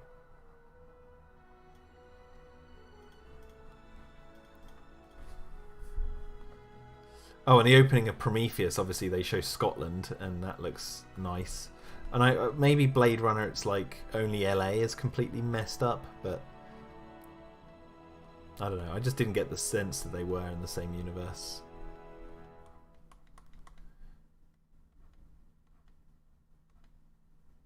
And this is coming from the guy who just connected Twister to Jurassic Park. But yeah, if people want them to be canon, then by all means go for it. Like, who am I to stop you? Who am I to stop you? Except me, Ridley Scott.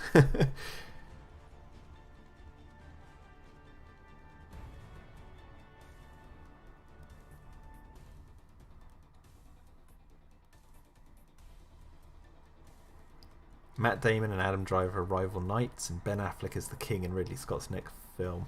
Okay. He needs to go kick the door down at Disney and go, let me finish David's story.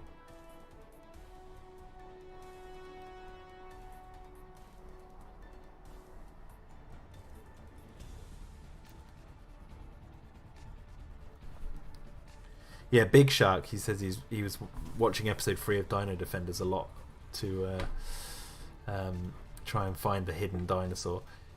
There's so much. I think once episode 4 is out, you're going to be like, oh my word, like how much stuff have I been staring at in these episodes, and I didn't even know that they had any relevance to what's coming. Right from episode 1. There's things in these episodes that I think you're going to be pleasantly surprised by. Right, I've actually merged those layers now.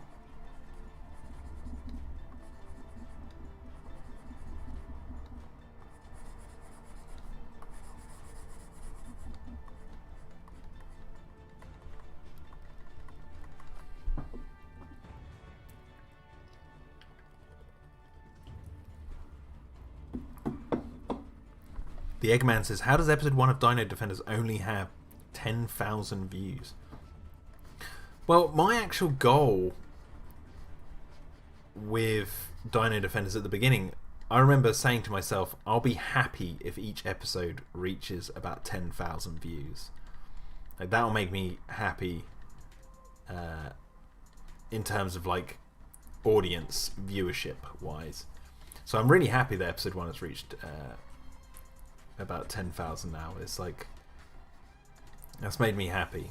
The other ones will catch up eventually. But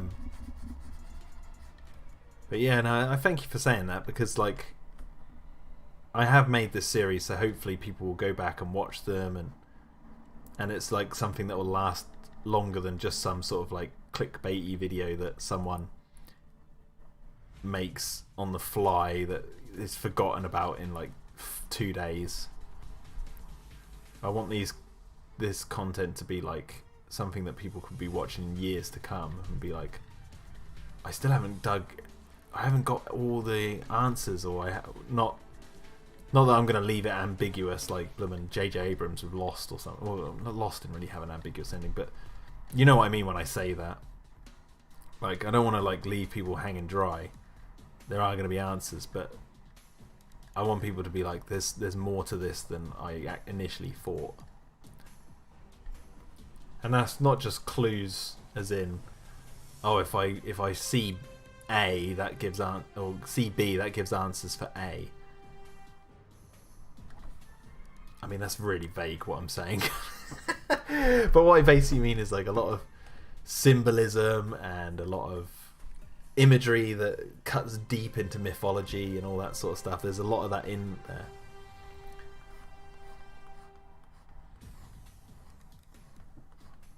And I've already really kicked that off. I mean, I would say with episode 1, but episode 3 is the one where it really has a lot of that sort of stuff in it.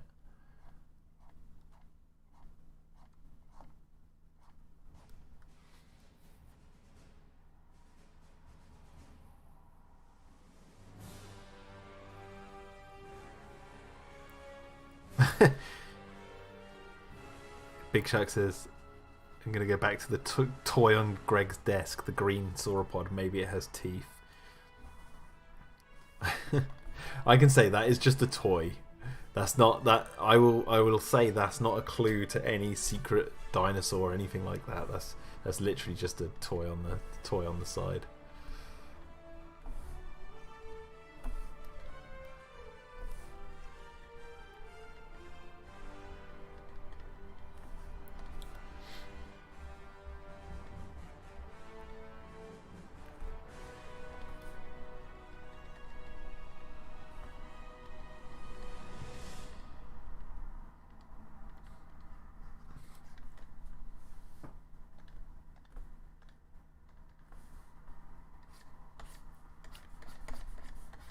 Okay, so I've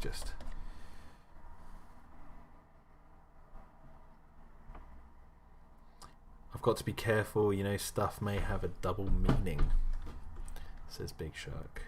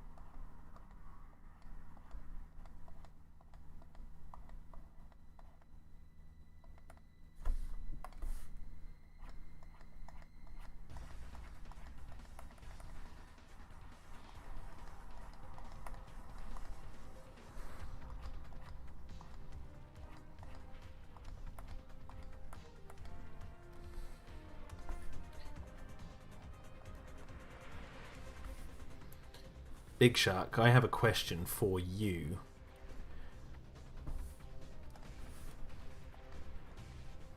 Are you still there? I think you are.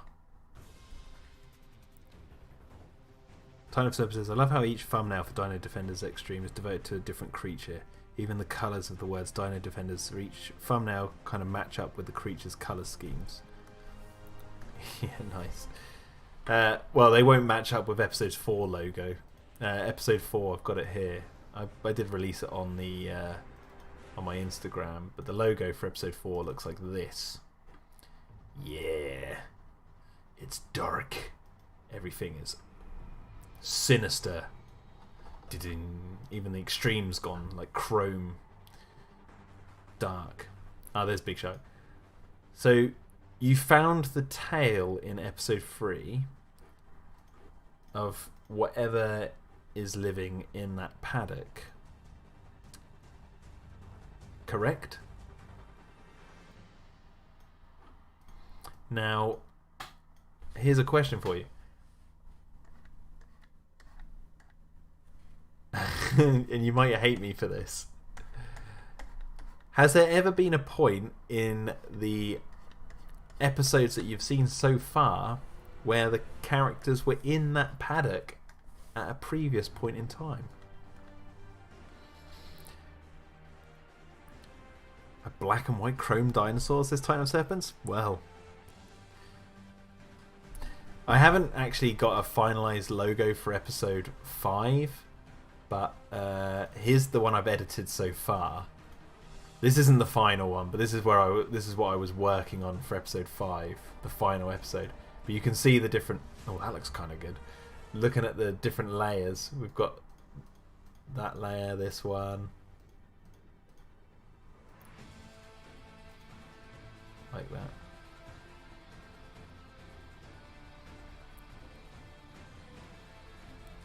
I actually did kind of like that. That looks kind of cool. The colour behind...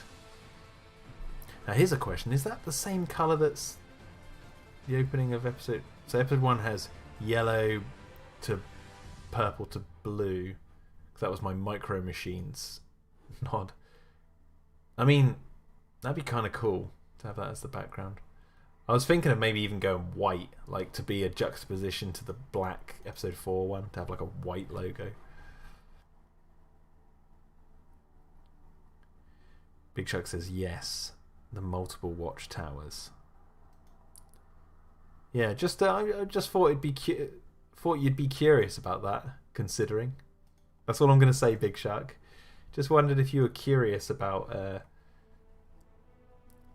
the fact that you've seen people talking in that paddock before. Delta Film says, "I got to take a dump. I'll be right back." Nice.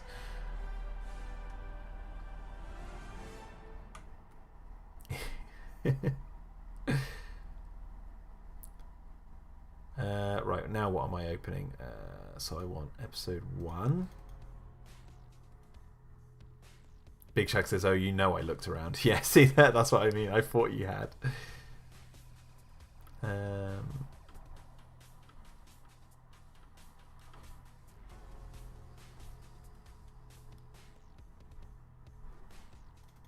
See, that's the top of the lift. No,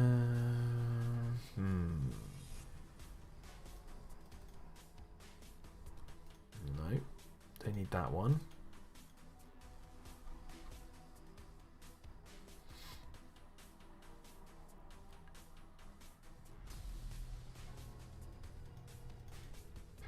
No, that's an old helicopter pad. I'm looking for this specific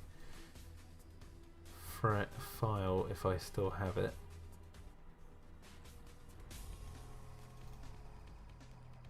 No.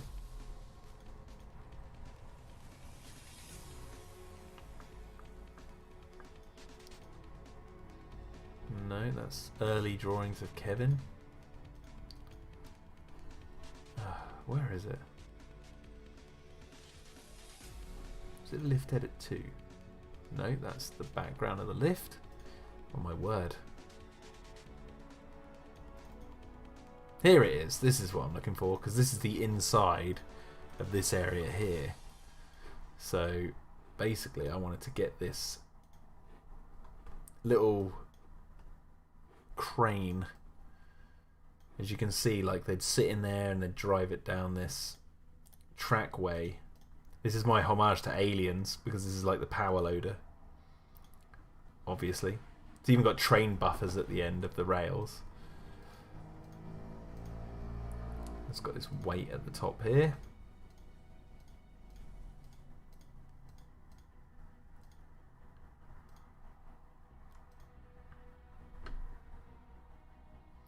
Cheesy Movie Production says, "The excitement is building. I don't care when this comes out, I'm excited." Yeah, it's going to be a while because obviously home life and jobs and stuff. I would say if you want to see it sooner, share that Patreon around. Also help support it by donating if you want. Then that means I could stay at home and work on it all the time. Until it's done. But yeah, so I want to basically copy this.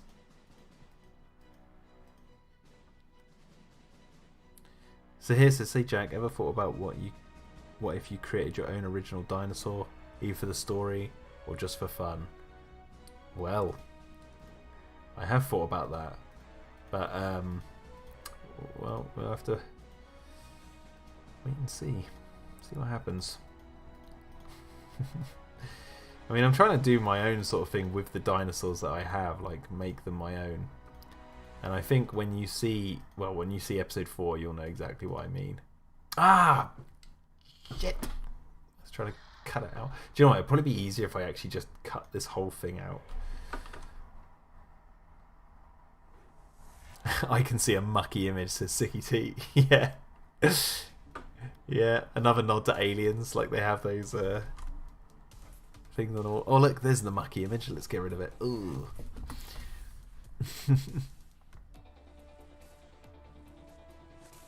Eggman says, "If a Spino shows up, it will be on 4 legs, 2 legs, like a duck with. Will it show up on 4 legs?" Well, there's no Spinosaurus in this series, so they won't turn up.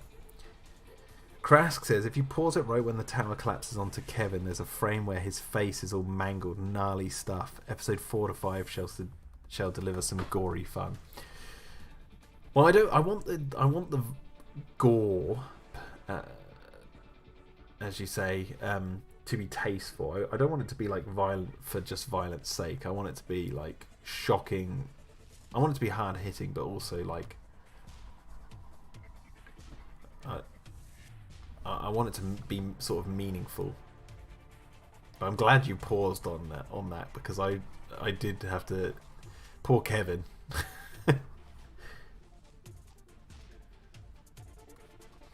Don't see enough mucky images in films today like Die Hard. Yeah. Like where were the mucky images in Joker? Come on. Come on, like you got an R-rated Joker film. There was no mucky images in that movie. That movie was for babies.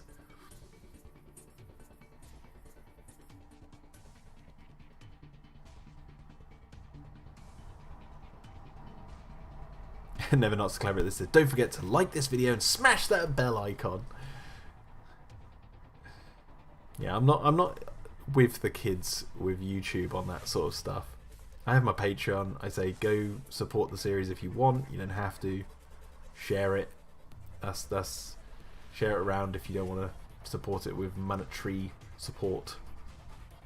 But you don't have to do any of that if you don't want to.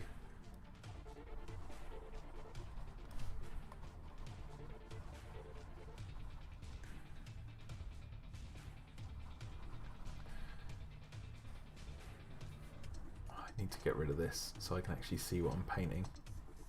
There we go, that's better. I was like, what? I was getting confused with the background layers.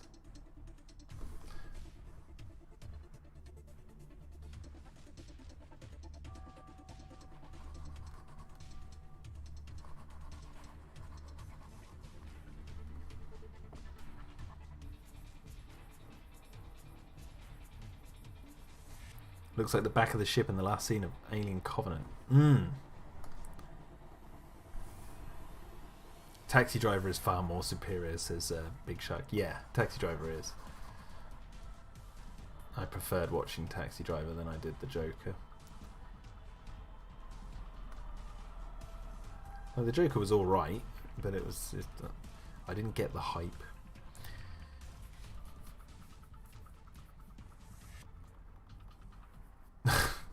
Never not so clever at this. The trailer for Close Encounters of the Shark Kind just dropped. Oh my god. Oop, then cut the wheel out.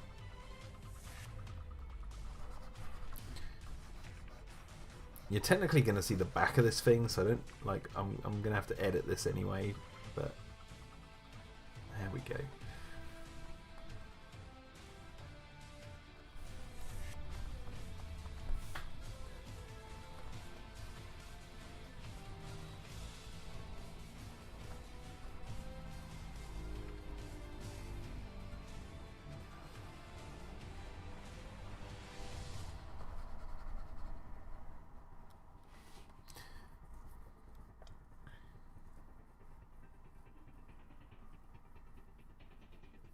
Krask says, I was expecting, honestly, Joaquin's Joker to kill Bruce. That would have been pretty cool considering its own universe. Set Thomas Wayne off on a dark path.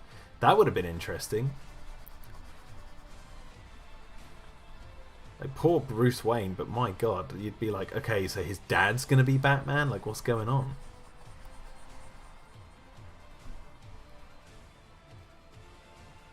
Yeah, I agree, Krask. I don't think Joker went as far as they could have gone. Like, I'm not a huge Batman fan or anything. I appreciate a good film, and Joker was alright. That was the problem. I was like, this could have been so much better.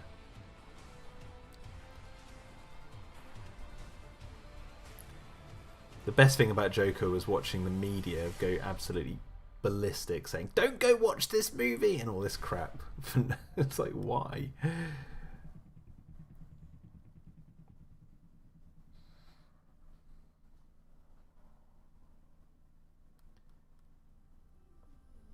Ooh, going round.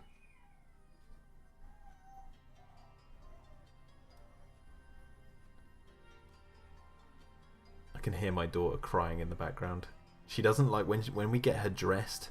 She's a really happy baby, but she hates putting her arms in sleeves. Like when you put her top on, she hates that. That's the worst thing you can do. It's so funny, so cute. She's like, no, not the sleeves.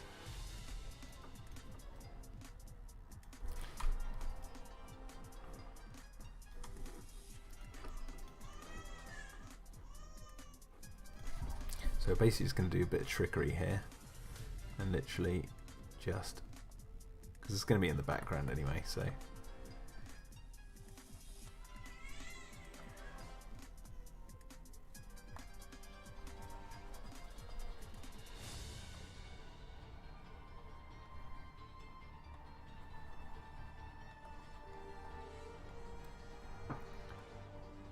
incel propaganda, yeah, that's the Joker.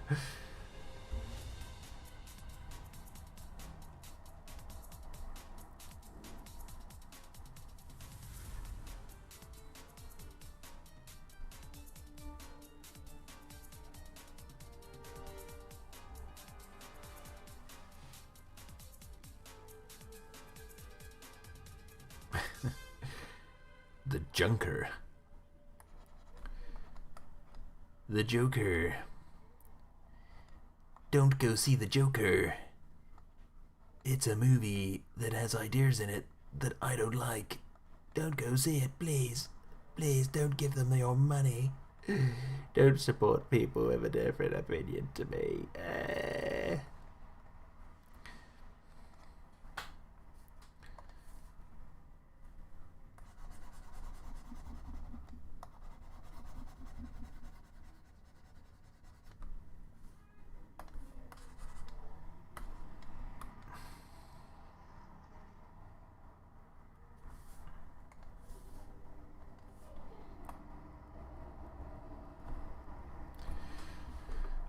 Okay, and then obviously because of gravity, that would be swinging down like that.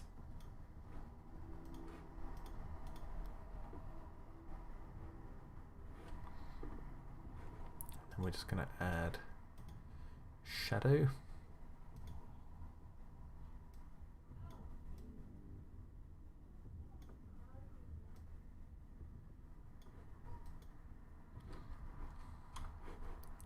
Okay, what else have we got in here? It can be destroyed. Ah, all of this. The big cage.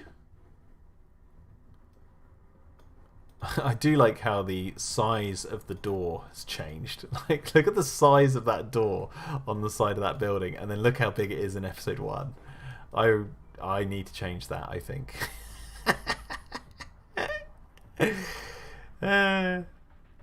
Yeah, I do. I need to change that. That's ridiculous. What happened there? What happened there?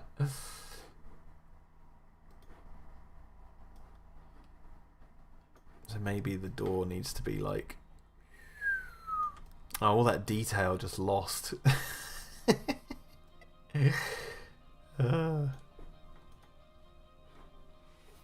See, it's mistakes.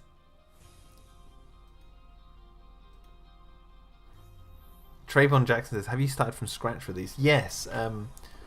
So like I can show you actually. This is... No, not that one. Here. So this is a watercolor I did, and then I scanned it into the computer, and then we're now editing it. Oh, we're going to lose a lot of detail on this door. Oh well, it's got to be continuity's got to be correct. Wait, did I mess up then? Oh my god, this might have been a bit of a mistake. See, you get this is what happens. So this frame here. Yeah, the door's huge. What have I been thinking? Oh man, I'm gonna have to redo this frame again. That'll be the second time I've done it. Unless I can add a little layer over this. Yeah, I'll be able to fix it. All right. Maybe if I get this finished, I can finish that at the end of this stream.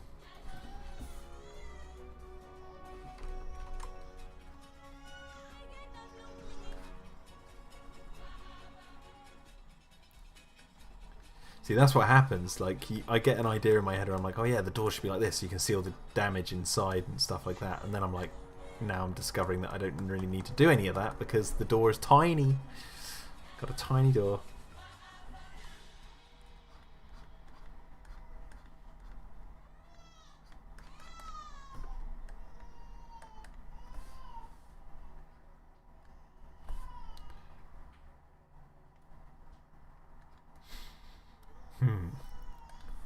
But now I have an issue of... Get rid of this.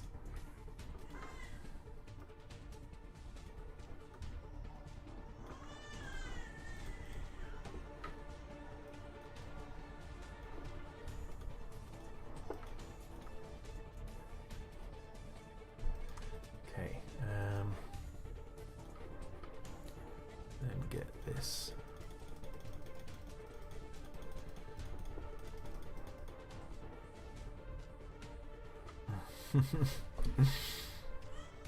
Just realised that line is meant to be in line with that door.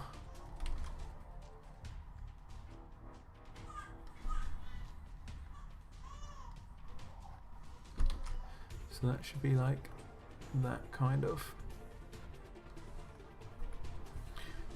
And then if I get this and do that. Ooh, it kind of worked. It kind of worked. I feel cheeky. Oh, that did kind of work. Getting this back. Get that tiny door. And also notice the shape of the door is like a square, whereas this one's not. So maybe I need to square it up a little bit.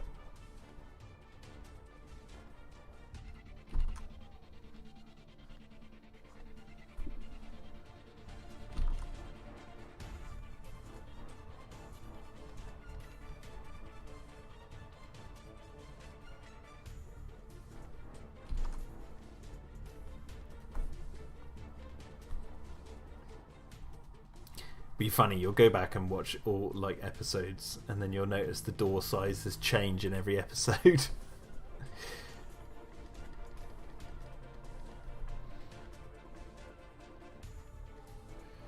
That's what happens when you're...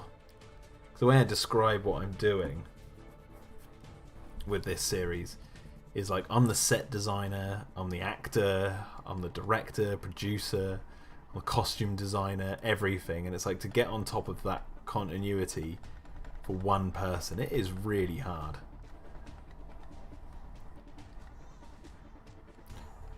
But then again, there'll be people out there going, well, if you'd planned this from the beginning and actually locked down the design of the base and really stuck to it, then you wouldn't have these mistakes, Jack. And I'd be like, yeah, sure, for someone who's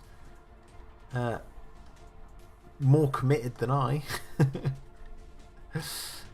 I'm committed to this project at the exact amount of Jack commitment level.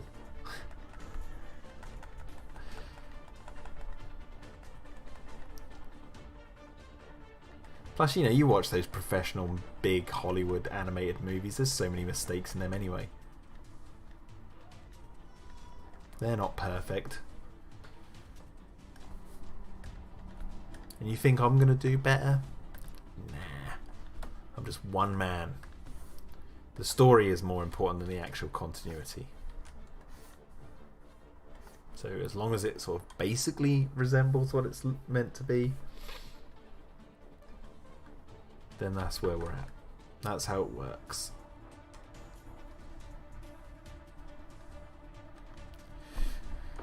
Okay, so actually one way of getting over this issue a little bit more is if I cut the actual door out.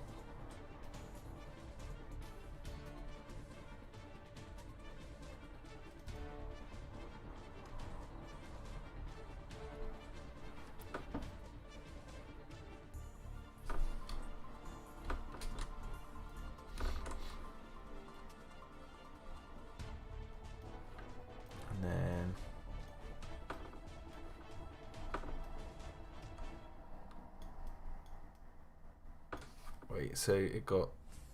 Yeah, so if the building got slammed into the back, it would have crushed the inside, so the door's like bent down like that. There you go. That looks kind of cool. Okay, we got that.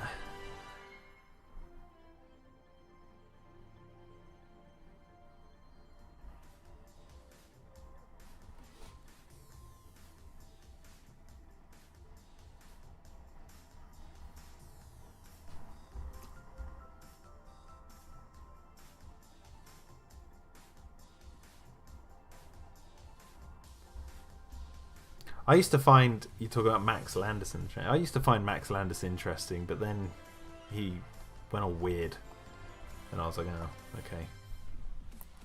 And I don't really know all the ins and outs of what happened, but the fact that he sort of dropped completely off the map, I was like, okay, he's hiding. So I was like, okay, I'm not going to follow his work anymore.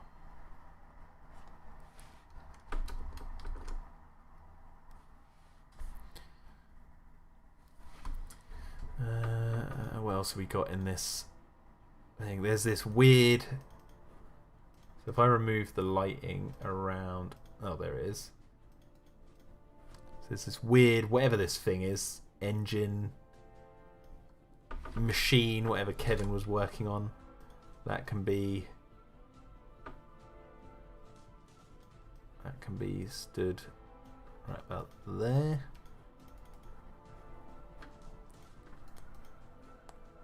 Be a lot smaller actually.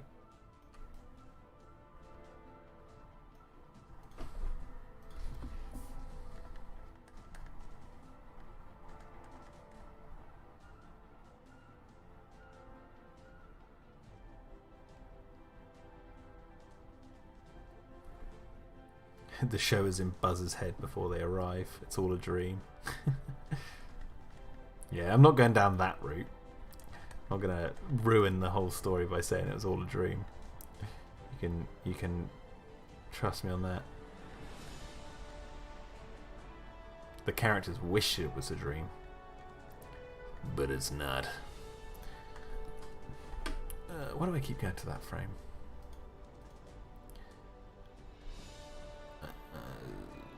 Oh, look, there's canisters. Look at all these canisters.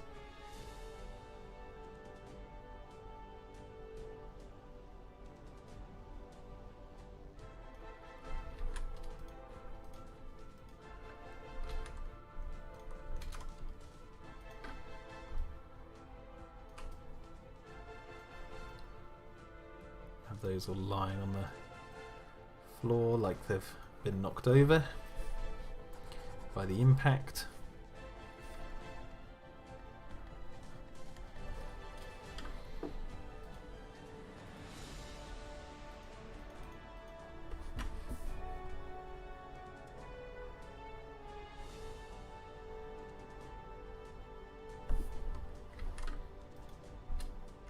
No, I don't want to...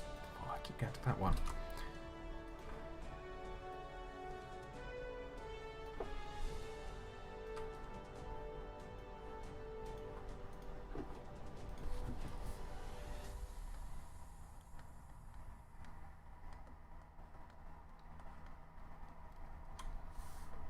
And we'll have one more canister, and then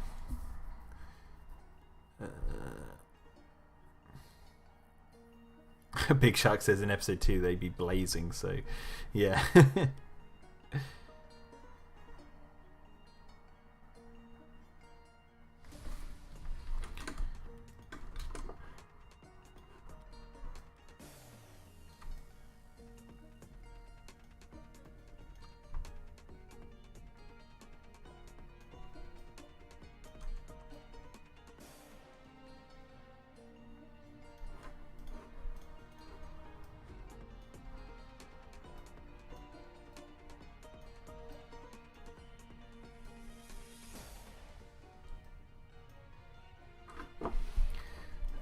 Okay, what I'm going to do with those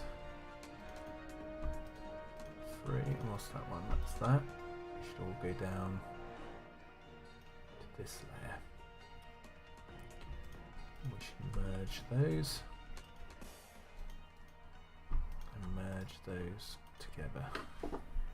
Well, actually, no, not yet. So that details like that.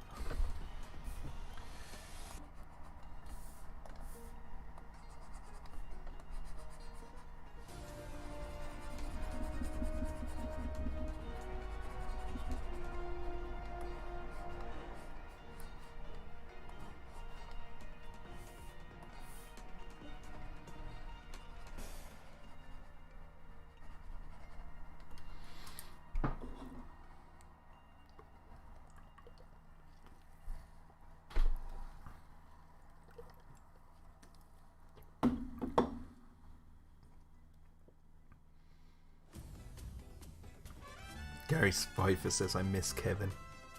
See you later, Zahir. He says, well, I've got to go now. Sorry I couldn't stay long. Just got scared shitless by that damn lightning storm. You guys have fun. See you later, man. Yeah, I've got 40 minutes left of this stream, and then I'll be heading out. And then I won't be back till Sunday. Sunday. I just noticed that. Is this...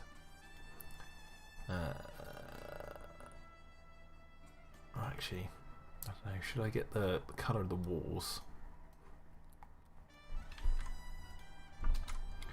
Put that sort of between those two so we can get the walls looking right.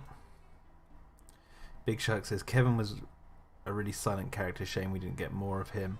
At least him and Bill are memorable now, especially Bill. Well, Kevin's character was there more for Buzz's sake.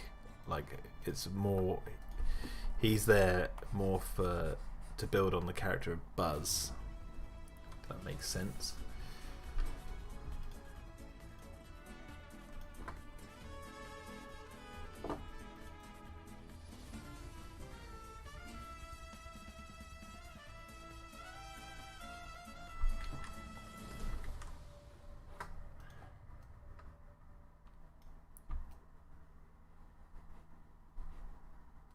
Woo. Woo.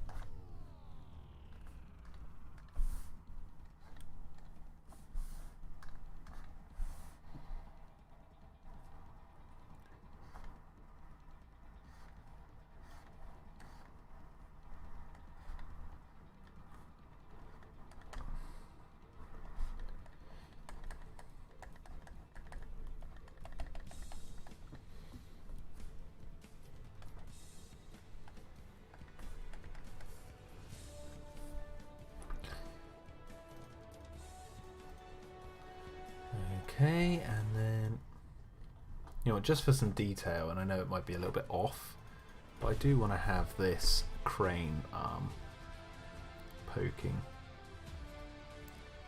out, or poking through.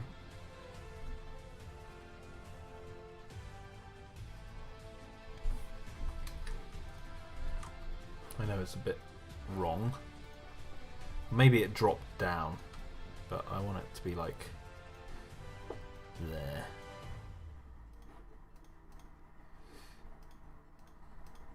It's like the aesthetic of it.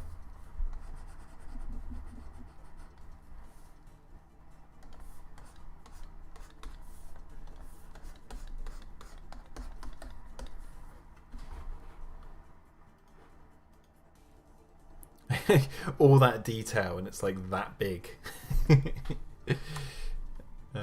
Okay. So let's do that and then duplicate the layer. And we're just going to turn it.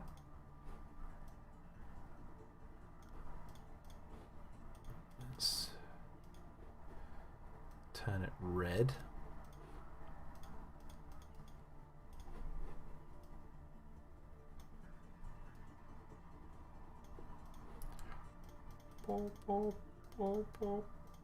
Might be a bit too red.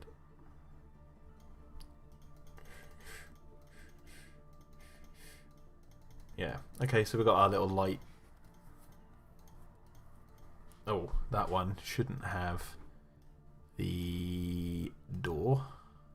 That shouldn't go red. That should stay like that, so then it's like inside. Bop, bop, bop, bop, bop. Okay, so we'll do that as red light. And then we'll say the other one is blank light.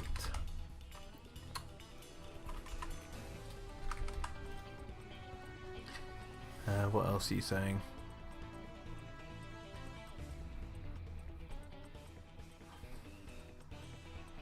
Big Shark says the only character I see protecting the group are Jude, Hank, Hunter, and Wesley. I don't know what Greg, Buzz, and Walt can do.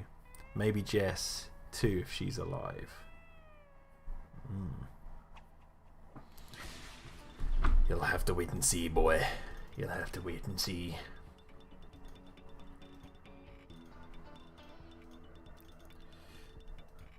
So now, I think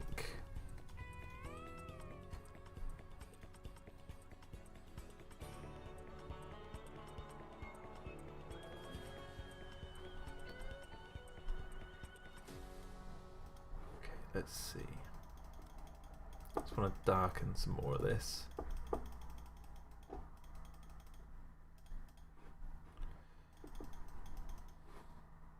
And then add.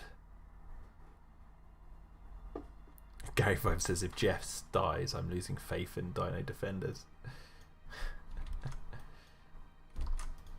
Have faith, my boy. Have faith.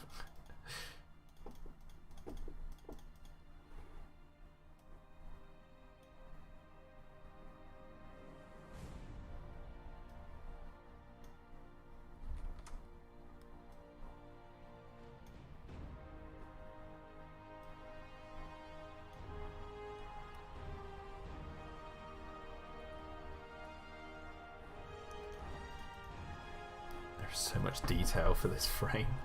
It's unbelievable.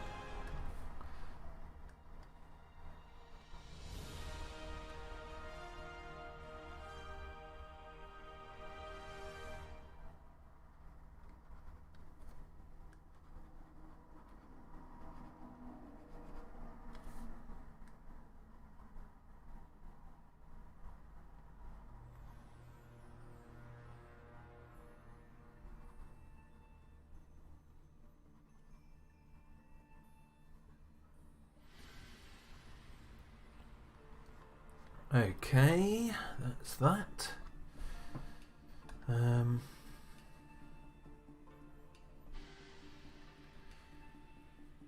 Krask says, I think Buzz might get a good dose of survival skills. It would be cool contrast from his low-key nature in the first few episodes. Agreed, says Gary. Big Shark says, because people say sabotage, I'm pointing to either Buzz or Greg.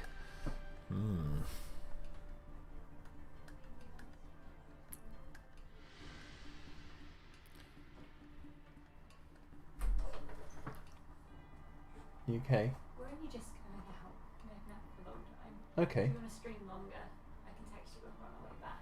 Yeah, I've got my phone right here. It's up to you. You don't have to stream for longer. I think the chat would appreciate if I streamed for longer. Yeah. Is she alright? Yeah, but honestly, we just had a really long nap. It was great. So we're going to go for a long nap. Look at a little coat. Yeah. Bye-bye, Daddy. Alright. See you later. See you Have a later. good time out. Well, there you go, folks. We're going to be streaming for longer. My wife was going to go out for a walk and then come back, and then, you know, before I finish the stream, but they both just had a nap. So they're actually only now going out. So she said she's going to text me. Well, you probably heard the conversation, but text me when she's on her way back. So we'll be streaming indefinitely then. Oh, that's good, because then maybe I can get that other frame finished in time. So, Big Shark says, I think the storm was just straight up chaos. Cool. I'm so excited for the rest of Dino-Defenders. Like, episodes 4 and 5 are the episodes that I've been waiting to do. Well, I said that about episode 3, but episode 4 and 5 is where all the juicy, awesome craziness kicks off.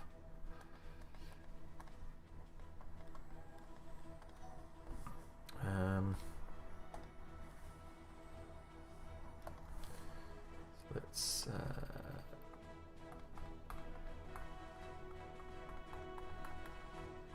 so I'm just cutting out random shapes down here.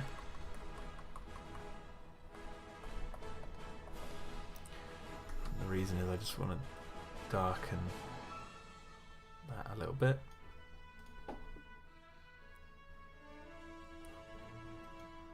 Sicky T says someone seeded the clouds to make a storm. The technology exists, says Sicky T. Gary Pfeiffer, you know what song I'd see happening if Buzz came into action? Slay the Orcs by 3 Inches of Blood. Maybe I'll have to listen to that.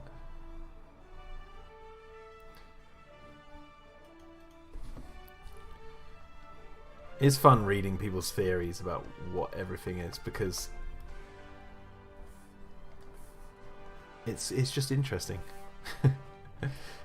And I'm sorry if I disappoint anyone with what the actual story is when it comes to it, but I really believe that nothing has been, well, I don't want to say anything else. I'll end up just babbling and spoiling what it is.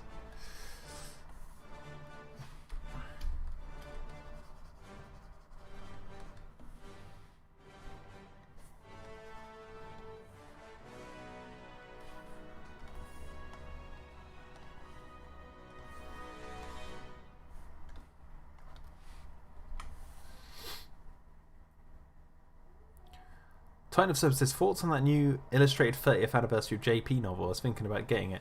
It looks really cool. I'm probably not going to pick it up because I've got so many copies. Oh, well, I say so many. I've got a hardback and paperback from the 90s. I mean, if I saw it out in the shops, maybe I'd get it. But that's if the shops are even open. Thanks to COVID.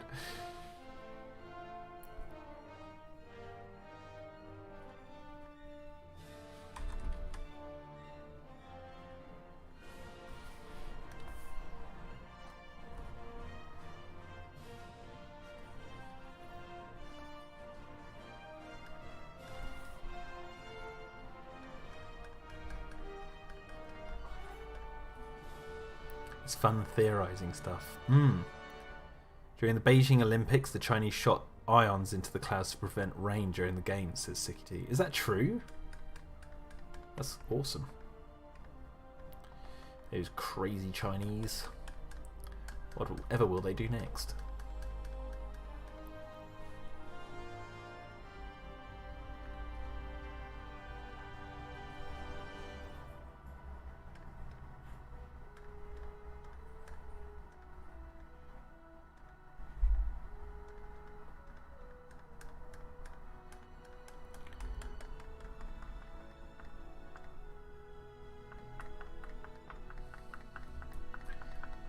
I'm just cutting out randomly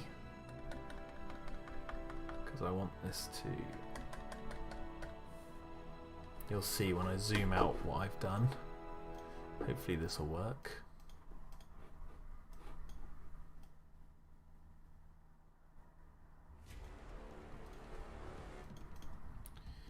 Yeah, look at that.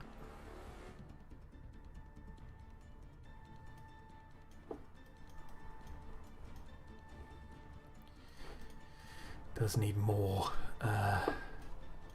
bits all over the floor. What's that back again? Is that the truck? Oh yeah, I hadn't merged the truck down. And I haven't even got the background. Oh my goodness. I need to send myself something. 100% true. Crazy.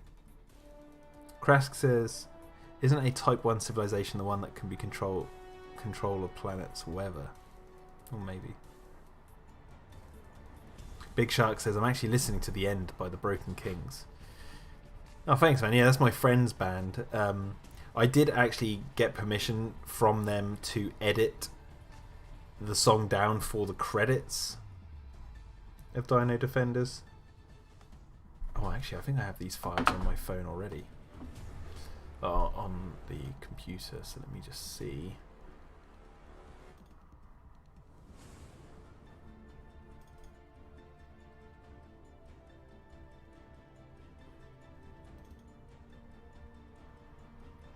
Ah, perfect.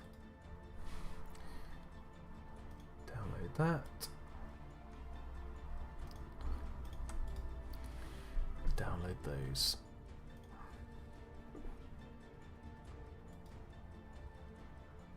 So what I do is I take pictures of the sky to use in the background. So if I open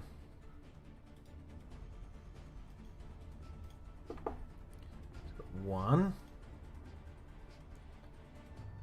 and then two, open with three. But actually, I need to open up a frame from episode 3, which is one of my favourite frames from episode 3, because I need to study how I drew the background, because it's facing the same angle. There's this one here,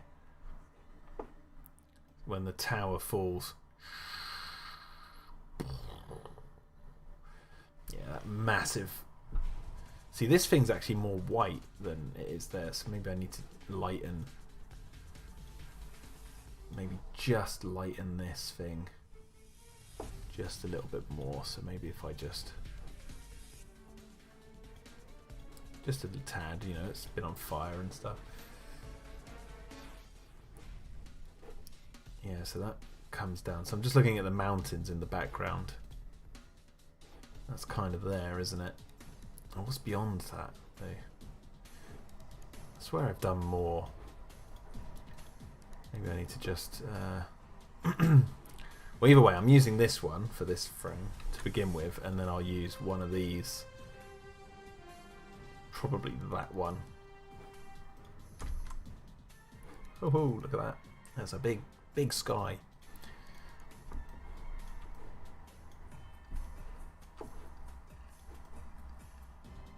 And look at that, moody. Yeah, because that's sort of... Oh, that looks good. Oh, maybe...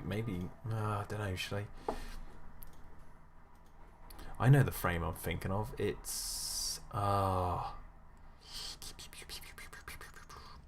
Is it in episode 1?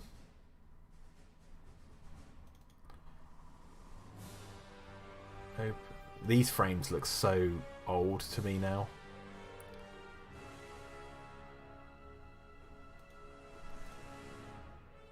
Look, I mean, look at how I did the jungle in this one from episode 1.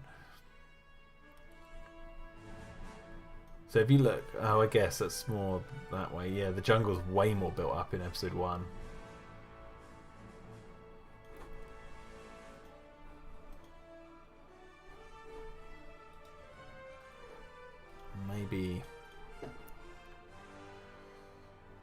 Maybe I do need to add a bit more of a jungle in there.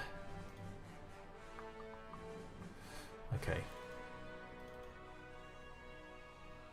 Let's go to...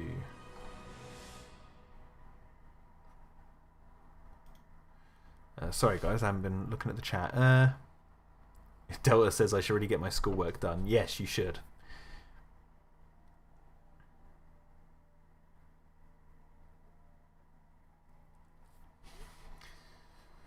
Yes, you should, man. I'm just checking all the frames I did for episode 3 because that's...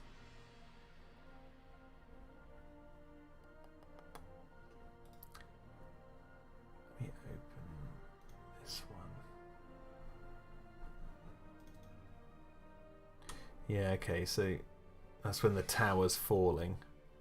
So yeah, you have got these sort of mountains in the background. What frame is that? 129. Okay. So let me open up the bits for 129. Do I have that? Yes, I do. And there they are. There's the background for that. So now if I copy and paste that, should at least get the mountains right there. And then if I delete this, it's just so I can get the mountains looking a little bit right. But you want to see some of the moody sky, so just retconning the mountains here.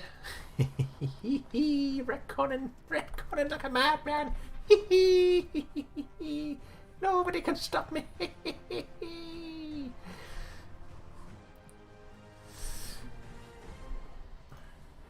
Might change the brightness of those though.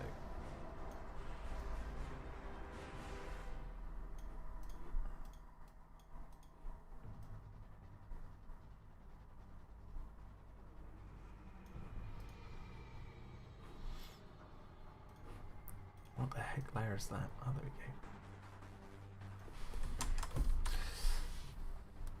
Josh Putman says, "Hey Jack, what non-Jurassic movies or series are you excited for?" I would be well, I'm excited for Godzilla vs Kong. That I'm excited for. Whenever that film will come out. I'm excited if they ever announce that Ridley Scott's going to do another Alien film to finish the storyline of David. If they ever announce that, I'll be excited. But in all honesty, I'm not even gonna lie. I don't care about much stuff anymore. Sad to say, but it's true. There's not really much. Primal, I guess, is the only thing at the moment that I love watching. And I'm excited that there's 2 episodes I haven't seen yet. That I'm excited for. To tell a lie.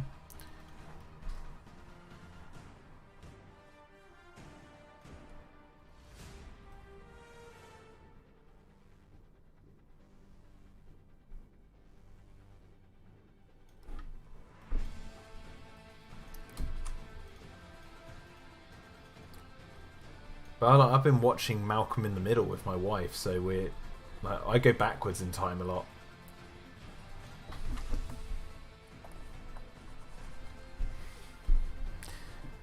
Oh yeah, Avatar 2. As Sickity says, Avatar 2. Avatar 2, I'm sort of like interested in watching, but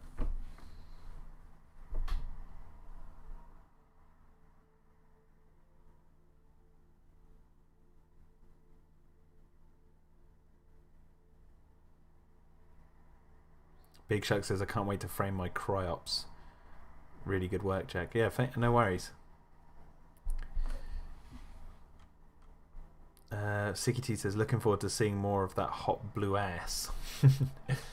That's really funny because one of my close friends, got really like annoyed with the fact that people found Nateri attractive, and so me and my friend, another friend of mine, we used to go up to this other friend of mine and just walk up to him and be like, "Nateri," like being really creepy around it, like Nateri, like this. He'd get so triggered and be so angry. He'd be like, "Shut up!"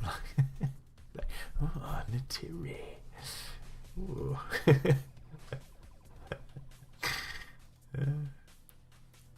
So now, like, whenever he's not excited for the next Avatar to come out, I can tell you that. Okay, that looks good. That looks fine. You can kind of see the mountains go up. Got the sky in the background. I might just edit the... I might blur those in the background over this side.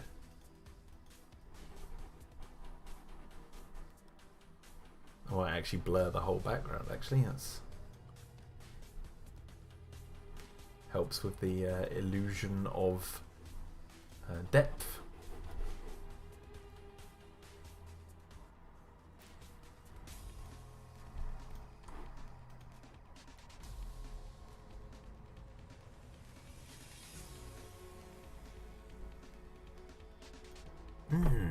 Netiri.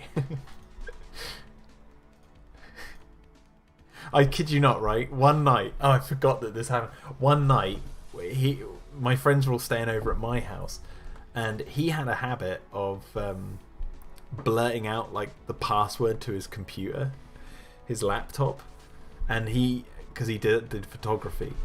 So like one night when they were staying at my house, he'd fallen asleep. So me and this friend of mine, we stayed up all night, and we went onto his because it was a Windows laptop. We went onto his Windows and we went into the sound settings, and we changed every single sound on his computer to a voice recording of me and my friend going Nitiri.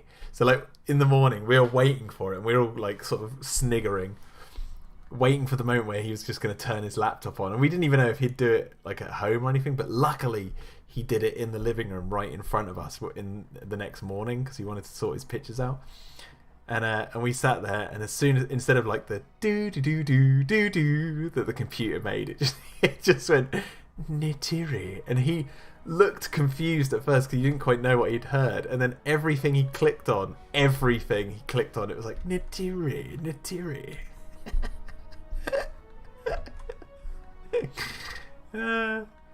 It must have been such a pain in the ass to put back. Yeah, Disney are probably going to censor the shit out of the next Avatar. You see, me and my wife, we watched Avatar on Disney Plus because I was curious, because I was like, hang on, I've heard that they've edited this, and they cut out the bit where Jake and Neytiri join their hair tendrils together. Like, they cut that bit out, but they kept the sex scene in, you know, where they're gyrating on top of each other and moaning or whatever. But they cut out the bit where they stuck their hair together because I guess she makes some sort of like orgasmic sound when it happens. But they left all the bits where they do that to all the animals in.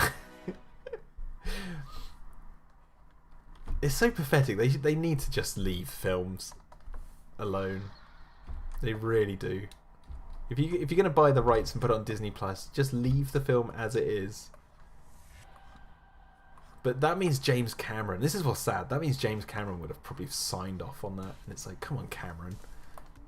That's why I think I'm like a bit dubious of how adult, shall we say, Avatar 2 is gonna be. I'm a bit curious or cautious. Not that like Avatar 1 was like this adult film or anything, but it did have some adult things in it.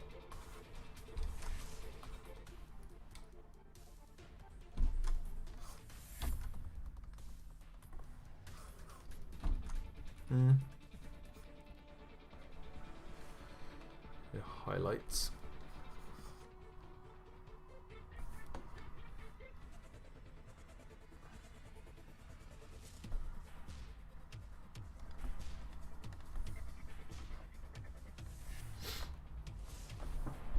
Okay, so we need okay, so those need to be moved up a layer and then joined. Oh no, they're not joined. This layer, you can see there's a mistake there. Look. There's holes in this layer.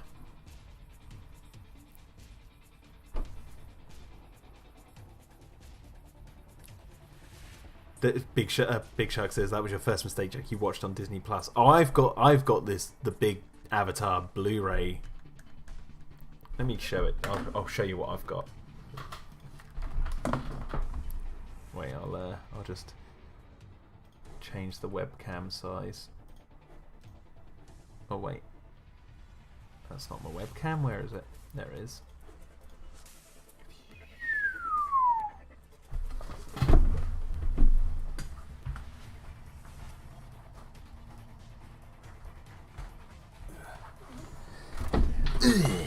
Nitiri. So I've got this big Blu-ray box set that opens up, and then it's got layers and layers. It's got like you can't really see it on the camera, but it's got like a iridescent shiny cover. There she is, Nitiri. And then you open this one up, and it's got this. It says "I see you" in Navi language or whatever. And then you open it up, and it's got 3 discs. It's got all like the making of, which is actually really interesting. And then and funny enough, it's got like this cool the insert of them running along that log in the background. Look at her doing those splits. Nitiri. And then it's interesting. It's got this leaflet in it that says "New worlds await." And this is what's interesting about this. It says, when you open it up, it says the perfect organism, and it's got alien. The perfect hunter, and it's got predator. And then on the back it says the perfect world, and it's got avatar. So it's like they were all marketing those 3 franchises together, which, you know, as a fan, I was like, I appreciate that. That's pretty cool. Because the whole RDA company and stuff in Avatar is like, Avatar could almost be in the Alien universe. But yeah. But that's what I've got. I usually watch this one because it's got all 3 versions of it on. And I prefer the extended cut where it begins on Earth, because it's like very Blade Runner-esque. You know, you see all the holograms everywhere, and it's a very dystopian looking place. Everyone's wearing face masks, and they're all like got their personalized face masks, because some of them look like porcelain dolls and stuff, and it's really cool in design. Yeah, that's the version I've got of Nitiri, the movie. Yeah, Siki, you should check it out. I think if you don't like Avatar, I think it's worth at least watching the extended version just for that opening, because you get some really good context for the character Jake's where he comes from, and you see what he's running from, and you can also, it gets a bit the morals and the ethics get thrown up in the air, because when you can see why when Quaritch calls him a race traitor and all this sort of stuff, and they're really angry that he's messing around with it. It's because if you look at Earth, you can see why they're so angry. They're like, Earth's like pretty messed up. Hello, Red Hood. Haven't seen you around these parts in some time. Yeah, it does add to the lore.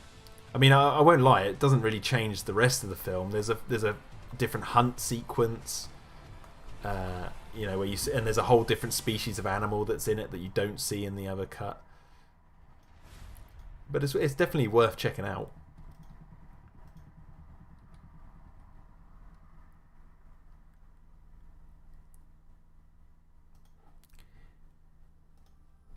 Going good, Red Hood, going good. Nitiri. Do you think Nitiri likes the big meaty sausage? No, that's too far. I'll stop there. I'm gonna stop. Stop. It's gone too far. Man, you've gone too far. Oh man, you've gone too far.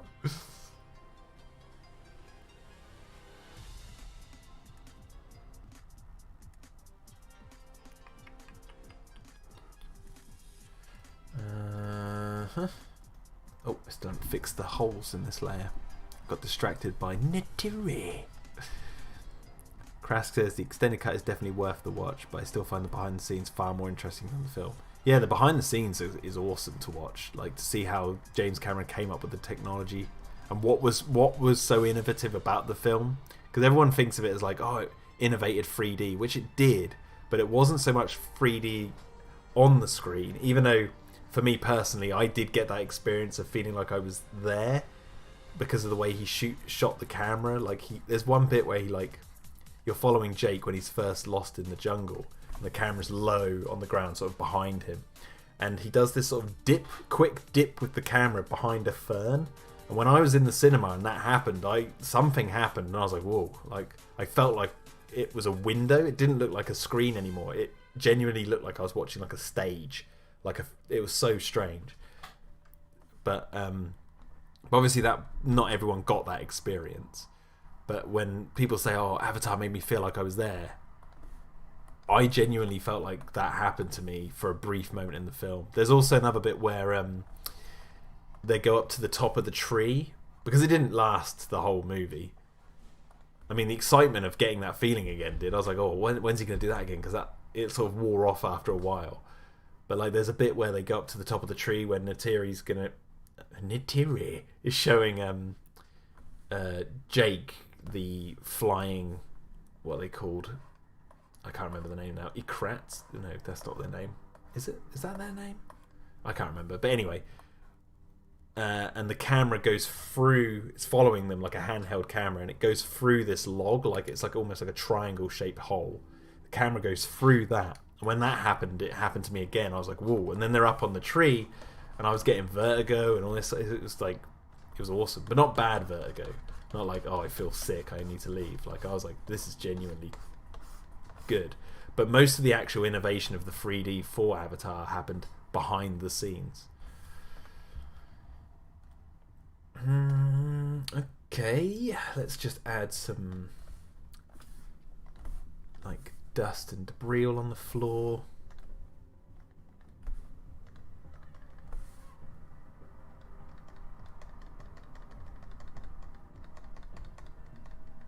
But like, I do understand why people don't like Avatar. Like this, it's much like Titanic. It's like there's cheesy moments in it that I can see people getting put off by, and a lot of people say the storyline of Avatar is, you know, we've seen it a million times. But I always say, you know, it doesn't matter what the story is as long as it's told well. And I think Avatar tells that story really well. I really do. I stand by it. And out of like Pocahontas, out of all the movie adaptations of that kind of story, Pocahontas, Dances with Wolves, I'd rather watch Avatar. It's got like mechs and naked blue aliens. I'd rather watch that one. Saying that though, here's an interesting thing I don't hear many people say. And this is where the argument of which film is better that tells a similar story comes into play, because I think, you know, a lot of people are going to be swinging one way for this. But it's interesting that in 2009, Avatar came out in Christmas, but there was a film earlier that year that told the same story but did it in a much different way, which was District 9. So District 9's about this group of aliens who come to Earth, and they're all like, you know, they set up their own culture and that on Earth.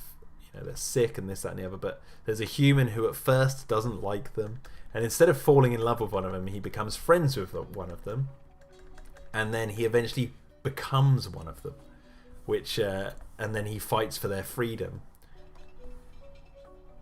So District 9 is again a retelling of that same story. It's just buried deeper in a lot more nuance. And I think people would probably prefer District 9 to Avatar, and I can fully get behind that that sentiment. But I don't hear many people talk about how District 9 is a retelling of Pocahontas. But it kind of is.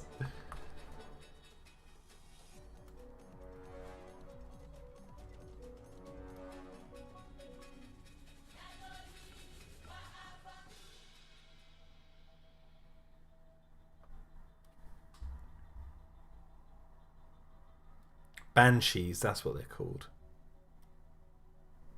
Yeah, thank you. Who was that? Titan of Serpents.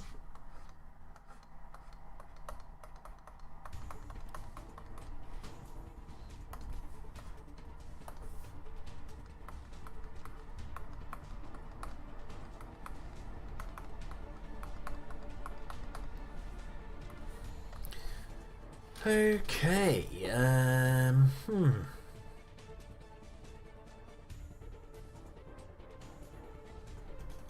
sort out the mud.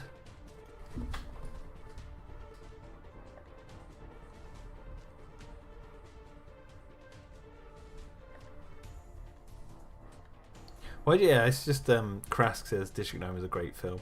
It's interesting to me that there was two films that came out in 2009, both involving a human becoming an alien, and then fighting for the aliens and the humans becoming the bad guys.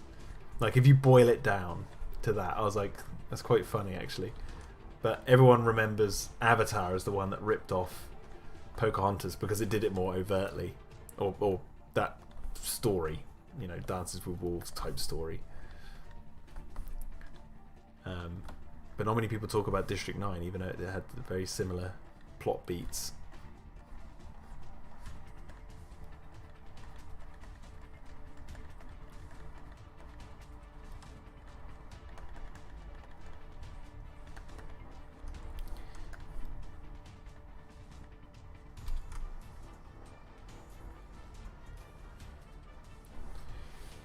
The basic story is a foreign civilization arriving at another civilization. A tale as old as time, says Titan of Serpents. Well, yeah, it's like it's one of the oldest tales, isn't it?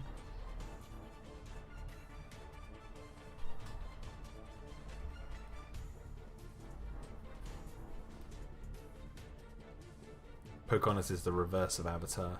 The real historical Pocahontas was baptized and moved to England, says Sicky T. Yes. Yes. It is a bit different from the real story. Okay, I'm just trying to think if there's anything else that I need to do to this frame before I save it and then make it in the editing phase. Or I have to do the early morning version for the Megalosaurus attack, because like I said at the beginning of this stream, this background I'm working on is going to be used in two shots.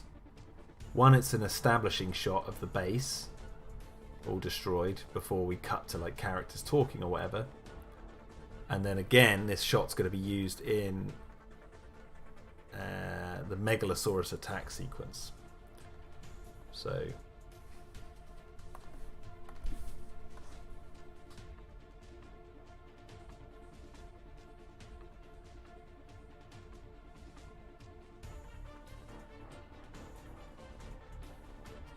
Big Shark 9000 says, also I just realised the thumbnail of the tail is completely new.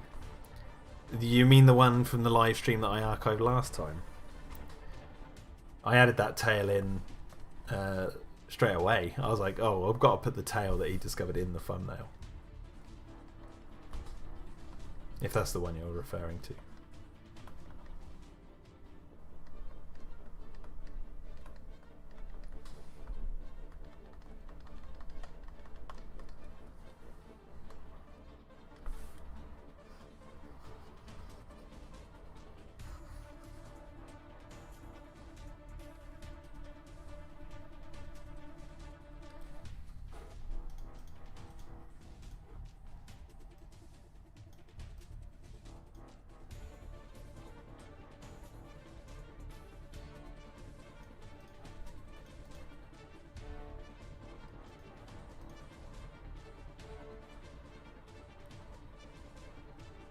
Yeah.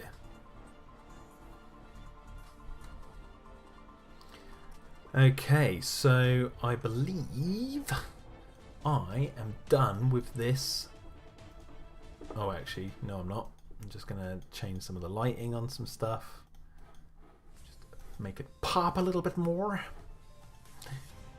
Make the lighting pop. Make it pop. Oh, make the lighting pop, please.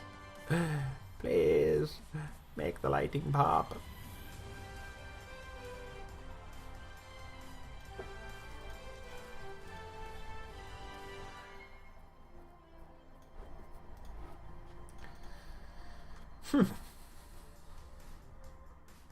Oh, and then I need to cut out this layer.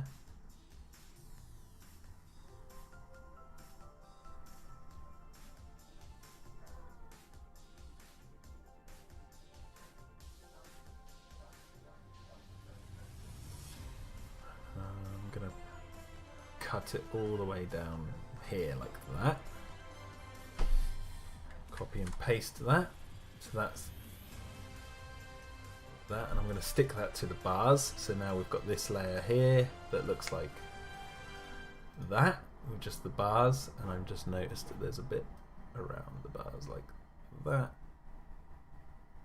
Okay, so we've got layer, we'll call that layer 1, this one layer 2, we've got the red light, the backlight, and then we've got layer 3,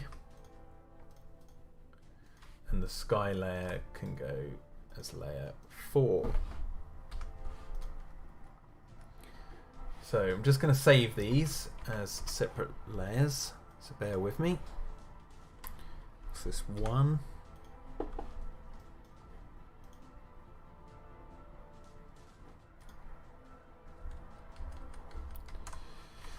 Save 2.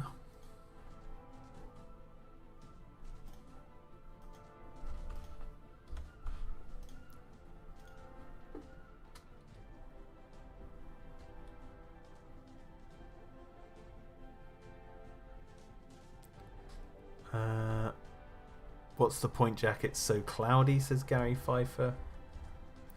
It's just so you can actually see the details. It's because the sun is still out in this, but it's you know, in the background. Those clouds are like miles away. Save red light.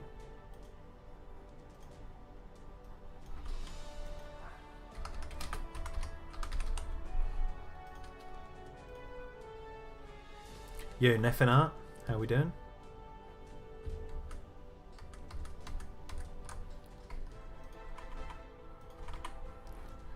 Right, there's the inside, so we'll save that.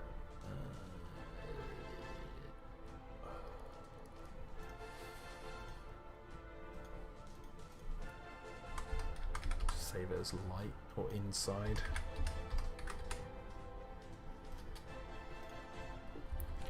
And then, oh, no,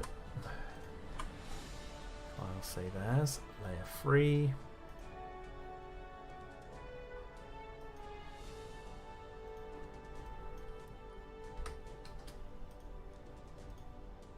Oh, did I save it as a? Okay.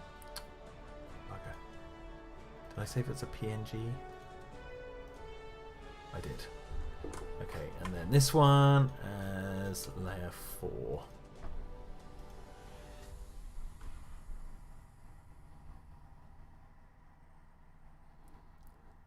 Cloudy with a Chance of Meatballs is a great movie, Krask. I haven't read the book. Okay, so we've got all that done. Now if I go back a few frames to this one, now what we're going to do is get rid of the sky. We're going to take this one and we're going to add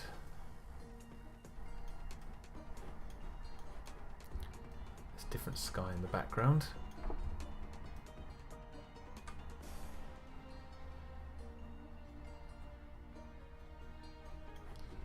I actually switch this round.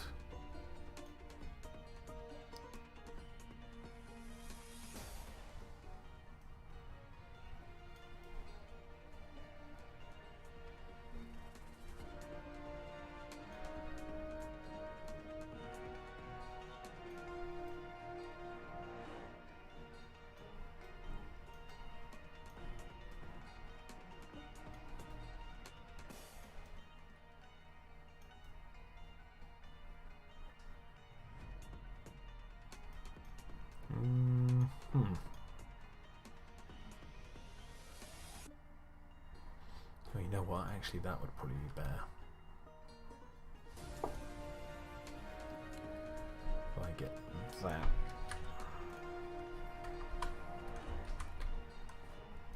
And then crush it down.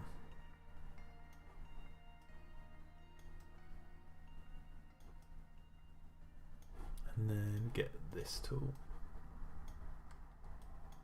Yeah, that's better. I don't mind a blank sky looking like that. And then we're going to change the colour of this background. Oh, I need to open up the frame I was doing last time.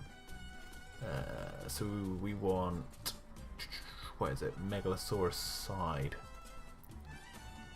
So because this frame is happening around this point, so we need sort of red in the background. Okay, and then this one, they're going to be like orange, so let's change the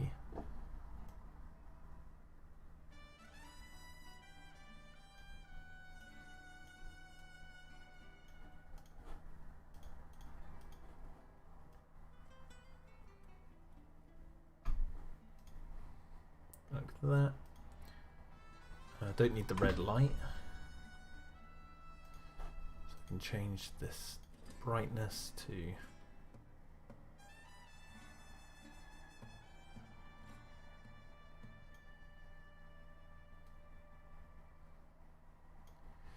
-80. I'm just going to change, I'm going to do this bit by bit with these ones because they're on two separate layers now. So -80. Then we're going to change this. What are you guys saying? Sorry.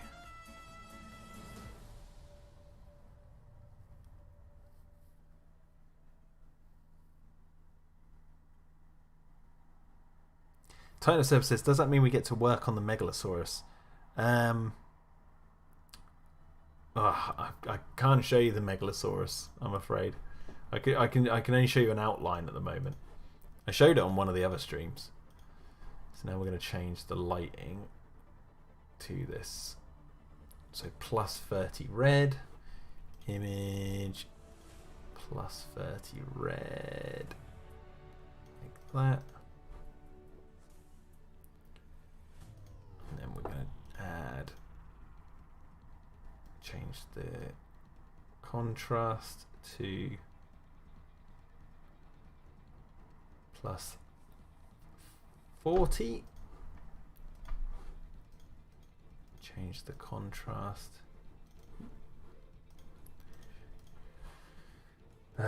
Contrast to +40. Right, let's have a look. It's more dusty. So maybe we want more orange.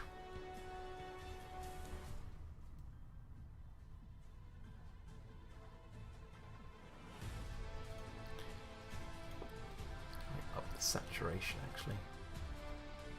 So +30 in the saturation. And then we're going to change the lighting to -21 and do this layer because they're separate. -21.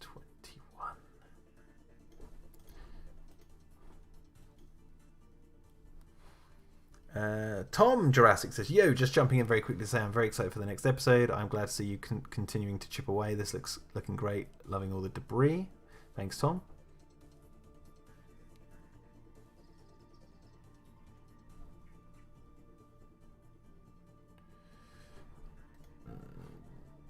Just trying to think what else. There's more orange on the trees, isn't it? So if I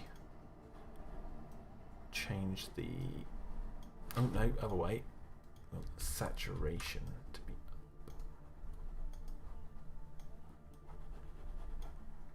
We want to darken this. Oh no, we want shadows.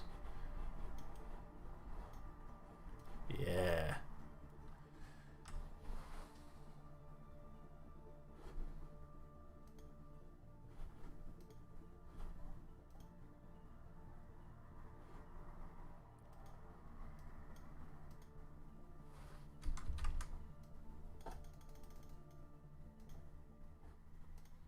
Might actually just brighten this up just a little bit. +34.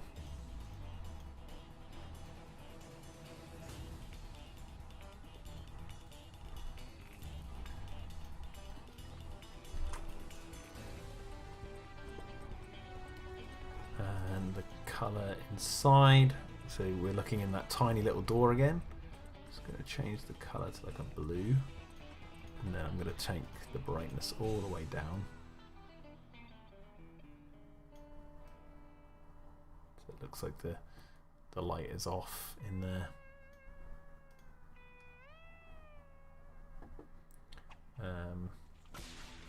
And the colour of the sky is up the... Ooh. Oh, you got that Dino-Defenders colour.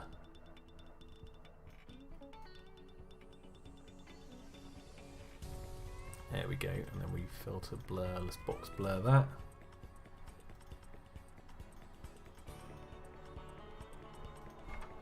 And then the mountains in the very background, we're just going to up the brightness on those.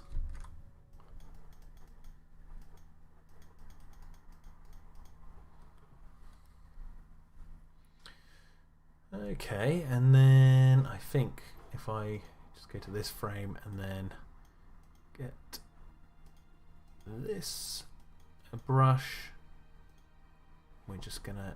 Oh no, that's too blocky. Where's the...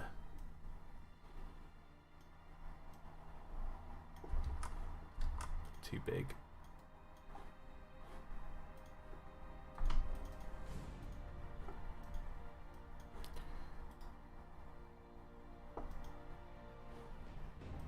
Actually, I want to copy the bars from the bottom.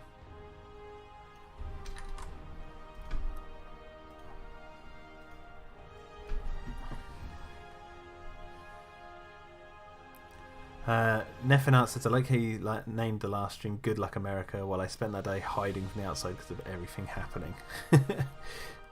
Well...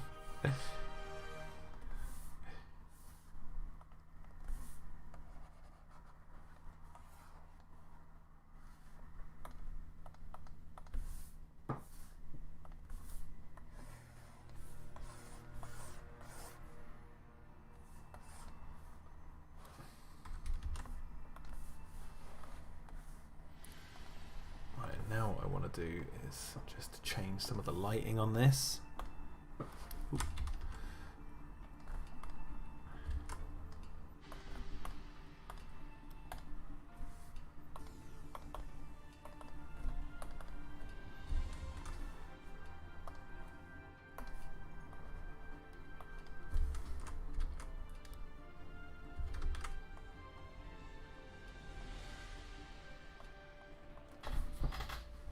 Might even add a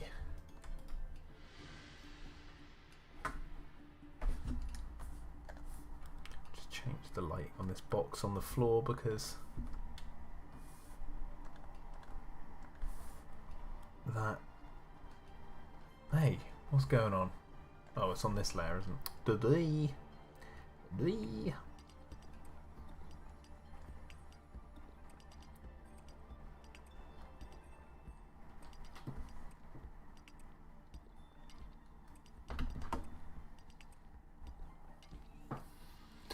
Gorgeous lighting, says Sicky T. Gorgeous. Gorgeous. Yeah, I've got to tweak some of the lighting because obviously it's a different time of day, so...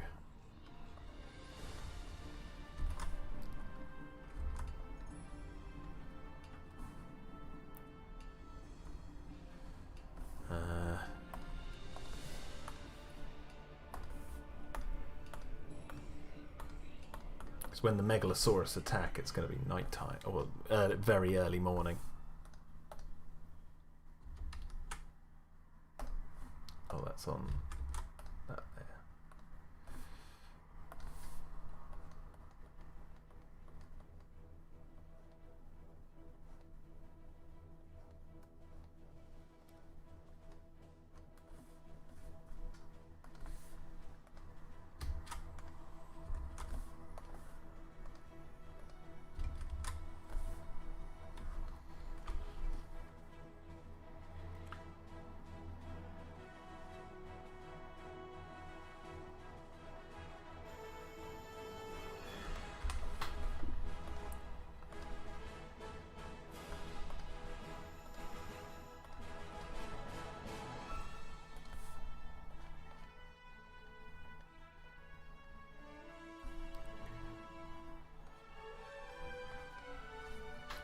see if we can add render.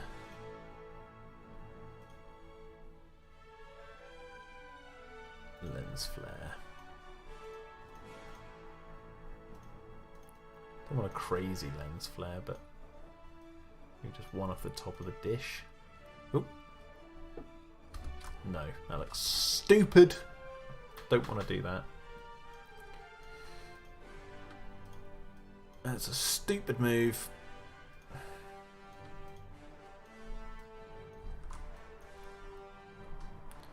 Gonna add my own. Maybe that's a bit too much. Makes me want to boot up JPOG seeing this beautiful orange lighting, says Krask.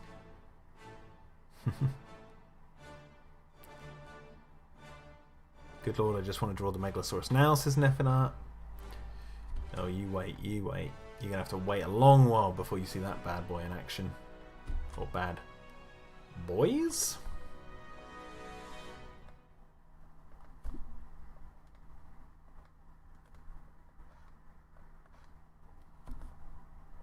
So I did confirm on the other stream the other day that there's more than one Megaraptor.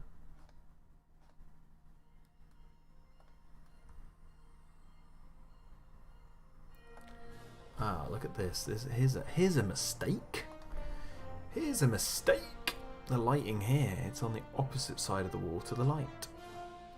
So what I should do is just do that. Grab the light tool, darken tool, sorry, the burn tool. Click highlights. Just give it a little dark. Just give it a little bit of dark. And we're just going to give it a little bit of colour as well. Just a little bit of colour. There we go. Transfers that over.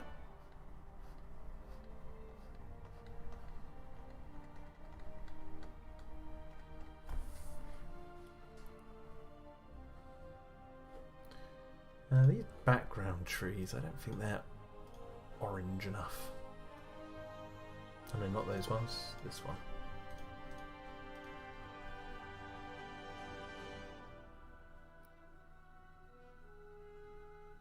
Big Shark says, makes me want to rewatch episode 3, but I won't, at least not for a while. Yeah, you've rewatched that enough. No, keep watching it. Don't stop. Yeah, look at that. Now we're getting there. Do you see the difference though? Look, the trees, if I go back, look, the trees are green, looking lovely, making them a little bit more orange.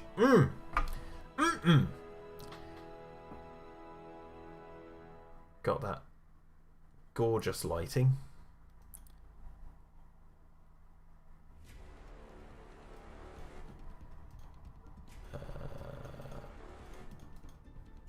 Make that darker down there because of the lighting.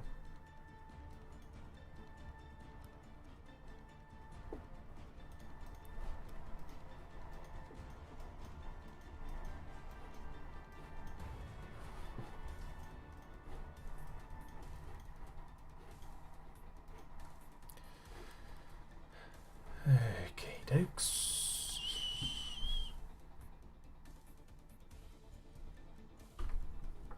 No, there's only one Megaraptor, but there's two Megalosaurus.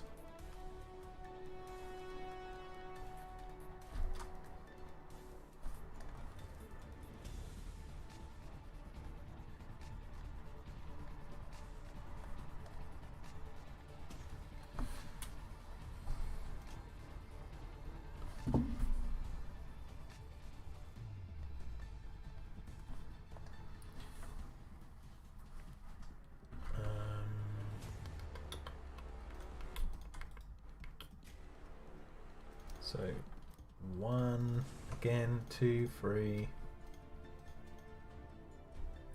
don't think I actually need any smoke in this layer.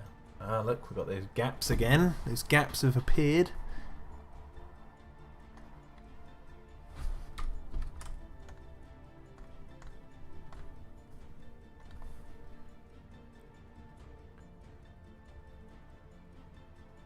Nefinart says, more than one? Excuse me, princess. That's what Nefinart just said. I was about to say if there were two... I'd have to make another Megaraptor repaint. Neffinat says, Jack out here with his gorgeous lighting when lighting is my kryptonite. I love lighting. Lighting can just change everything about the mood of a piece. But I just love the idea of having a big dinosaur attack in this sort of very nostalgic Jurassic Park-esque lighting. You know? Like that burning orange sky. They've never done it in the Jurassic Park films, so I'm going to do it in Dino-Defenders.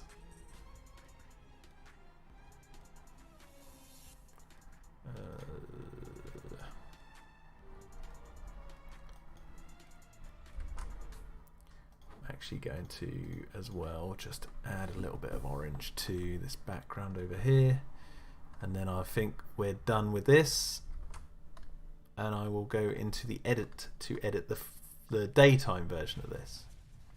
Why is that not blurry? Well, you're not blurry.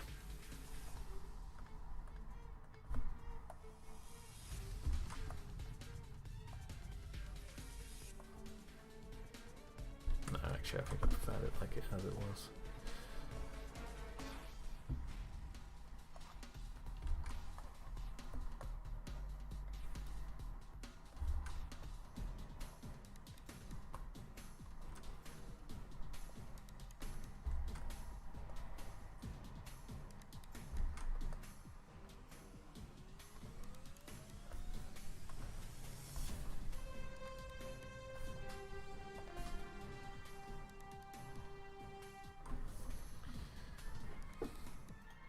I think these barrels, the last thing I need to change are these barrels, which are just maybe a little bit too bright,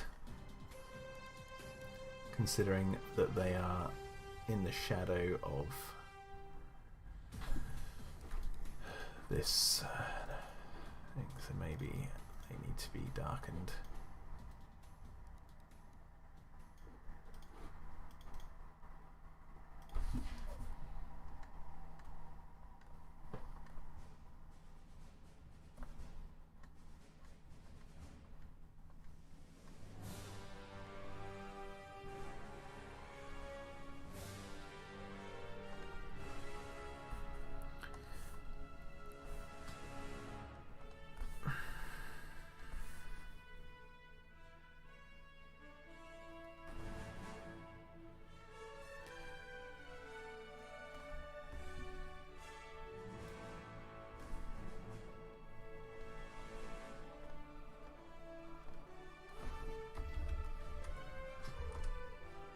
It's funny because I've been staring at this. I really felt like it was nighttime, and I had to look out the window. I was like, "Has the sun gone down?" And it's like it's only 3:30 in the afternoon.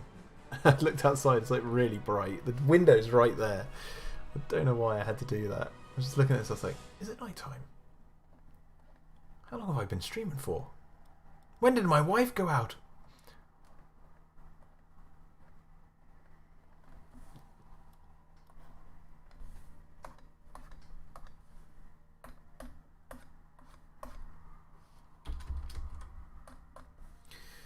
Okay, so that is that done. I don't think... I know I definitely need that layer.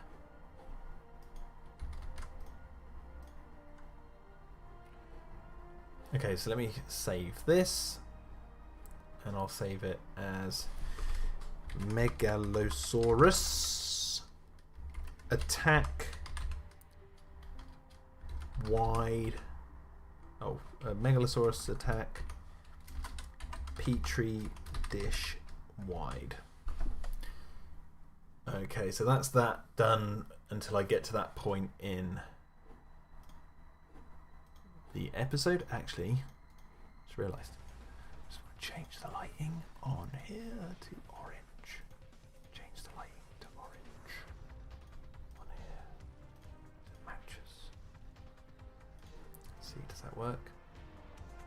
Yeah, that works. Why not? Okay, so file, save. Okay, now we're going to jump over to the edit, and I need to load up my editing software. I'm going to close everything in Photoshop. No, No, no, no, no, nope.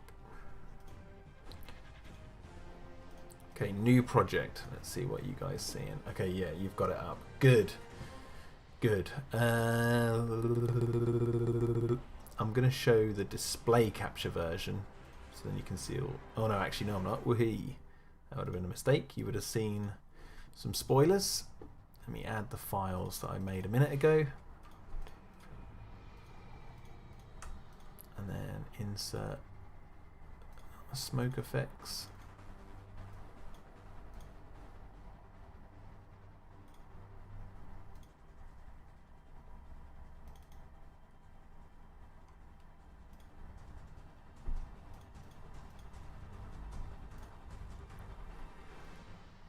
Okay, now you can see the display version. So, first off, we need number 4 to be the bottom layer. Because this is like an establishing shot, we're going to have this like 10 seconds, because then I can cut it down. That's like probably more than enough that I need. And plus I could slow it down if I really needed to. Then we need number 3. So 4 and 3. Like so.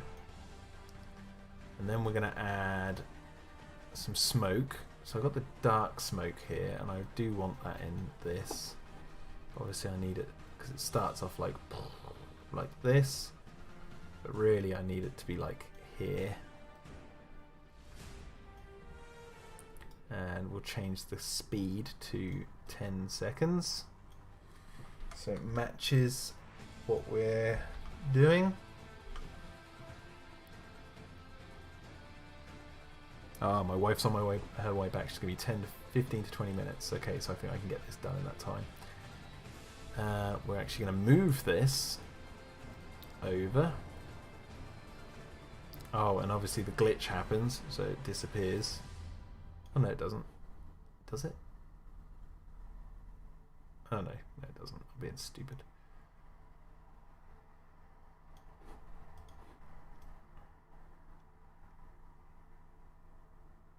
So that's basically where the tower fell. Now we also want smoke to be coming out of the side. So we are actually going to move this like here.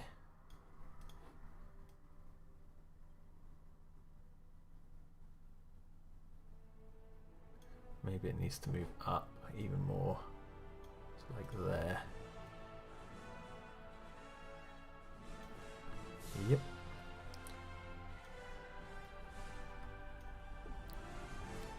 Titan says, I'm pretty sure Megalosaurus kind of scared me as a kid. There was something about it, I guess. Well, there are 2 kinds of gruesome images in some dino books I have for a long time. Ooh, well, hopefully I'll be able to scare you with it, my Megalosaurus. I see that maybe that smoke's moving a little bit too fast. Smoke free. Smoke free is really good. Actually, smoke free's almost... Ooh, what have we done? Smoke free's like double the length, so if I split it, I'll come back to that second bit in a minute. No, don't split it. Add the effect on, which is motion. Move it to where you need it, which is here.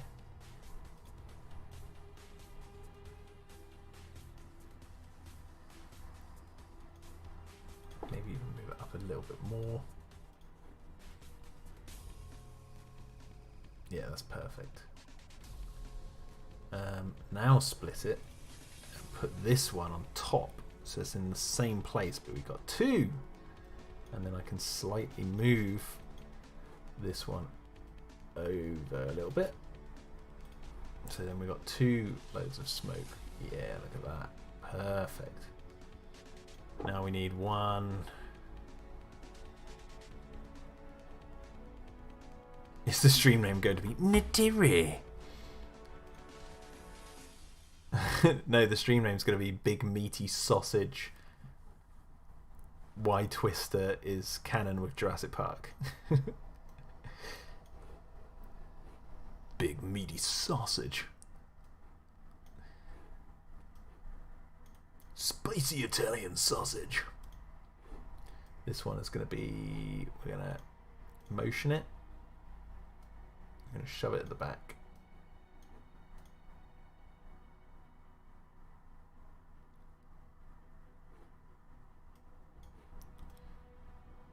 We want it to be like here, so let me move.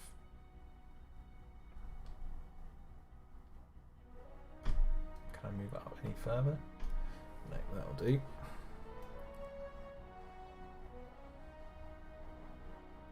Maybe I do need to move it up a little bit further. They did an update to this program and it was really irritating because they made it so there's a limit unless you put 2 effects on. Now it's like glitched and gone. Oh, you know what? It doesn't matter. It wasn't really worth it anyway. Atmosphere. Oh, we might save that. Right, okay, so now let's put the inside layer, which is this the inside bit, and then we're going to get the red light and we're going to make that really small. So how long does that last? Oh, perfect. Look at that. So we're literally going to... I don't even care if it's like not even in like some sort of beat. But we're just going to roughly get it right. The whole base is destroyed. It's like, will the light actually be at the correct timing? Who knows? Who can say? Let's have a look.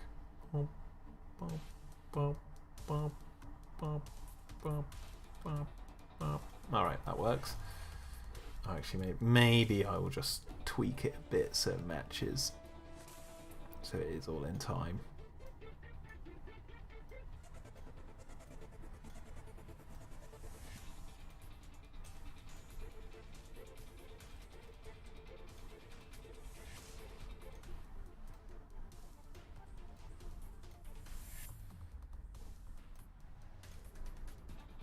Okay.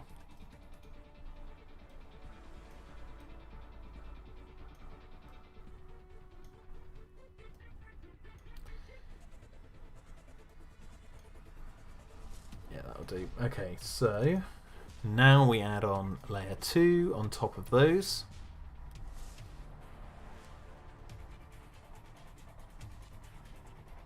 Gary Pfeiffer says, what's episode 4 going to be called? Well, I have a working title for it.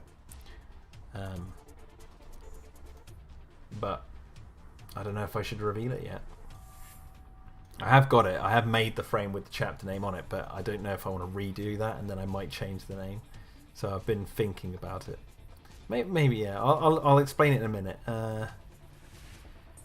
Transparency. I don't know if I can do this without it glitching. Or maybe I just maybe want the smoke to not be so dark. Maybe like there.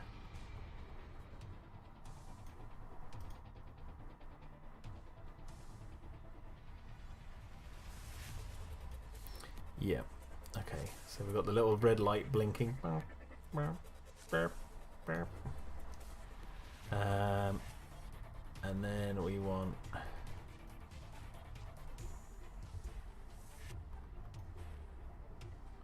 Oh, I've just realised that I need to move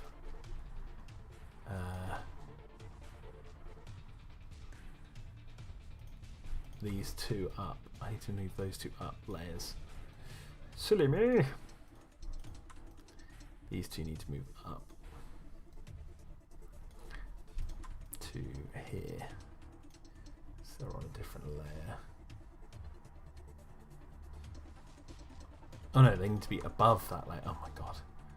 What am I doing? These 2 need to be above this layer. So it needs... Yeah, that's better. Because then I can put on the bars, and they should...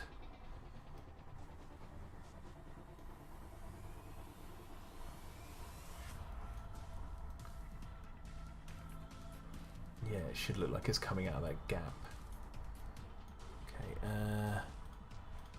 might just add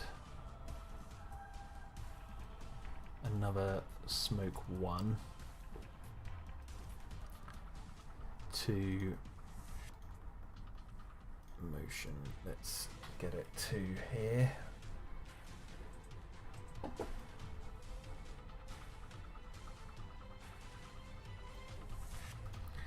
Okay, you should have a teaser trailer, hide some stuff in there, or just the name of the episode. Yeah, well, I don't want to do a teaser trailer until I've got a lot of footage done for episode 4, because there's some really good teaser shots I can use, and I'm not there yet in the episode. So Andrea says, "Hey Jack, did you and Clayton start working on a video about for instance the positive stuff about Jurassic Park World films? Took me multiple breaks, maybe a week, but..." Oh, he hasn't finished his message. I did finish watching the last one.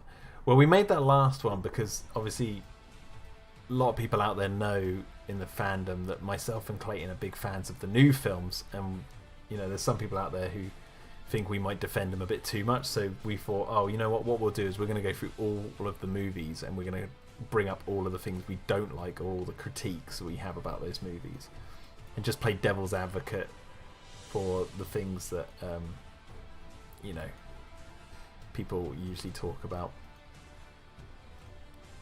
So we're going to rotate this one 180 degrees.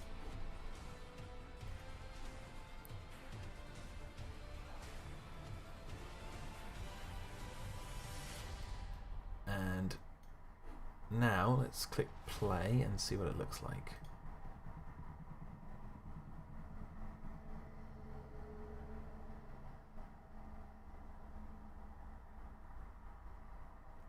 Not bad. What was that top bit?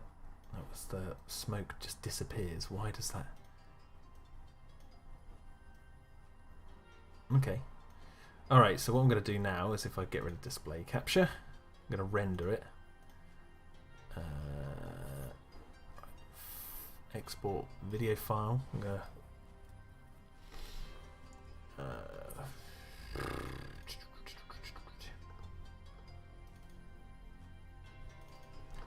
to render it as 25.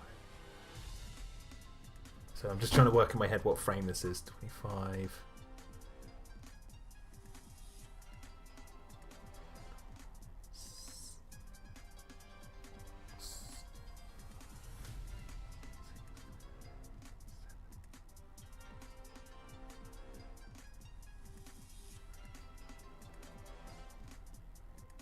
Save it as 33. And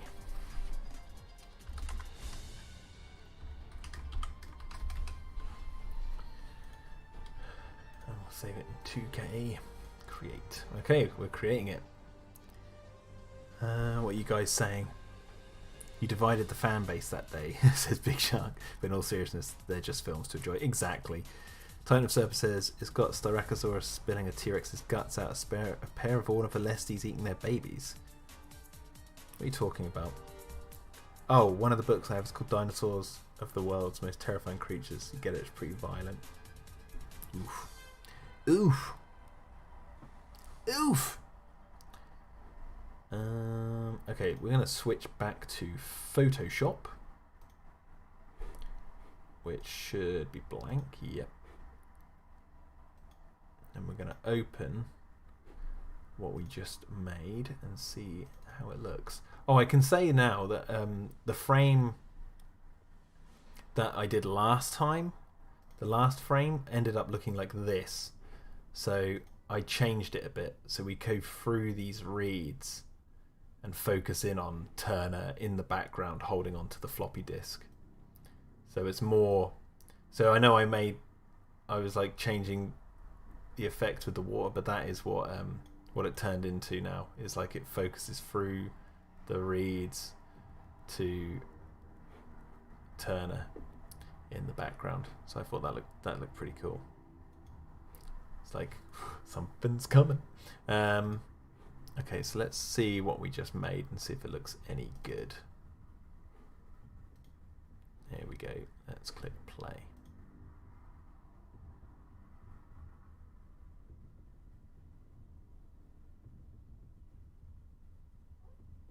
Hey, that doesn't look too bad. And it still glitches out at the end, but I can always fix that in edit. I can just cut that bit off.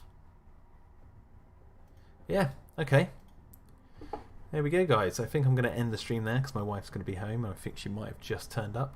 So today we did this and we did this. And actually if I open up, not that, if I open up, was it this one? Yeah. So there you go. So today we turned this into that, into this, or so yeah, this into that, and then back to this for this with the movement in it. So there we go. 2 frames done, but one with motion. Yeah, I hope you guys have enjoyed today's stream. Please be sure, and I know I say this every time, but please be sure if you can, share Dino-Defenders Extreme, the playlist. That's the most important one because it's got all 3 episodes in it. Share that with as many friends, people online that you know might like this series, or send them a link to the Patreon, which is really important for helping create this series. I really do appreciate everyone coming to these streams and watching. And yeah, we got a little bit of an extra, oh my god, we got almost an extra hour stream thanks to my wife going out a little bit later. But yeah, so I hope you guys have enjoyed it, and I will catch you guys this coming Sunday, 12 PM UK time. I will be back. See you later.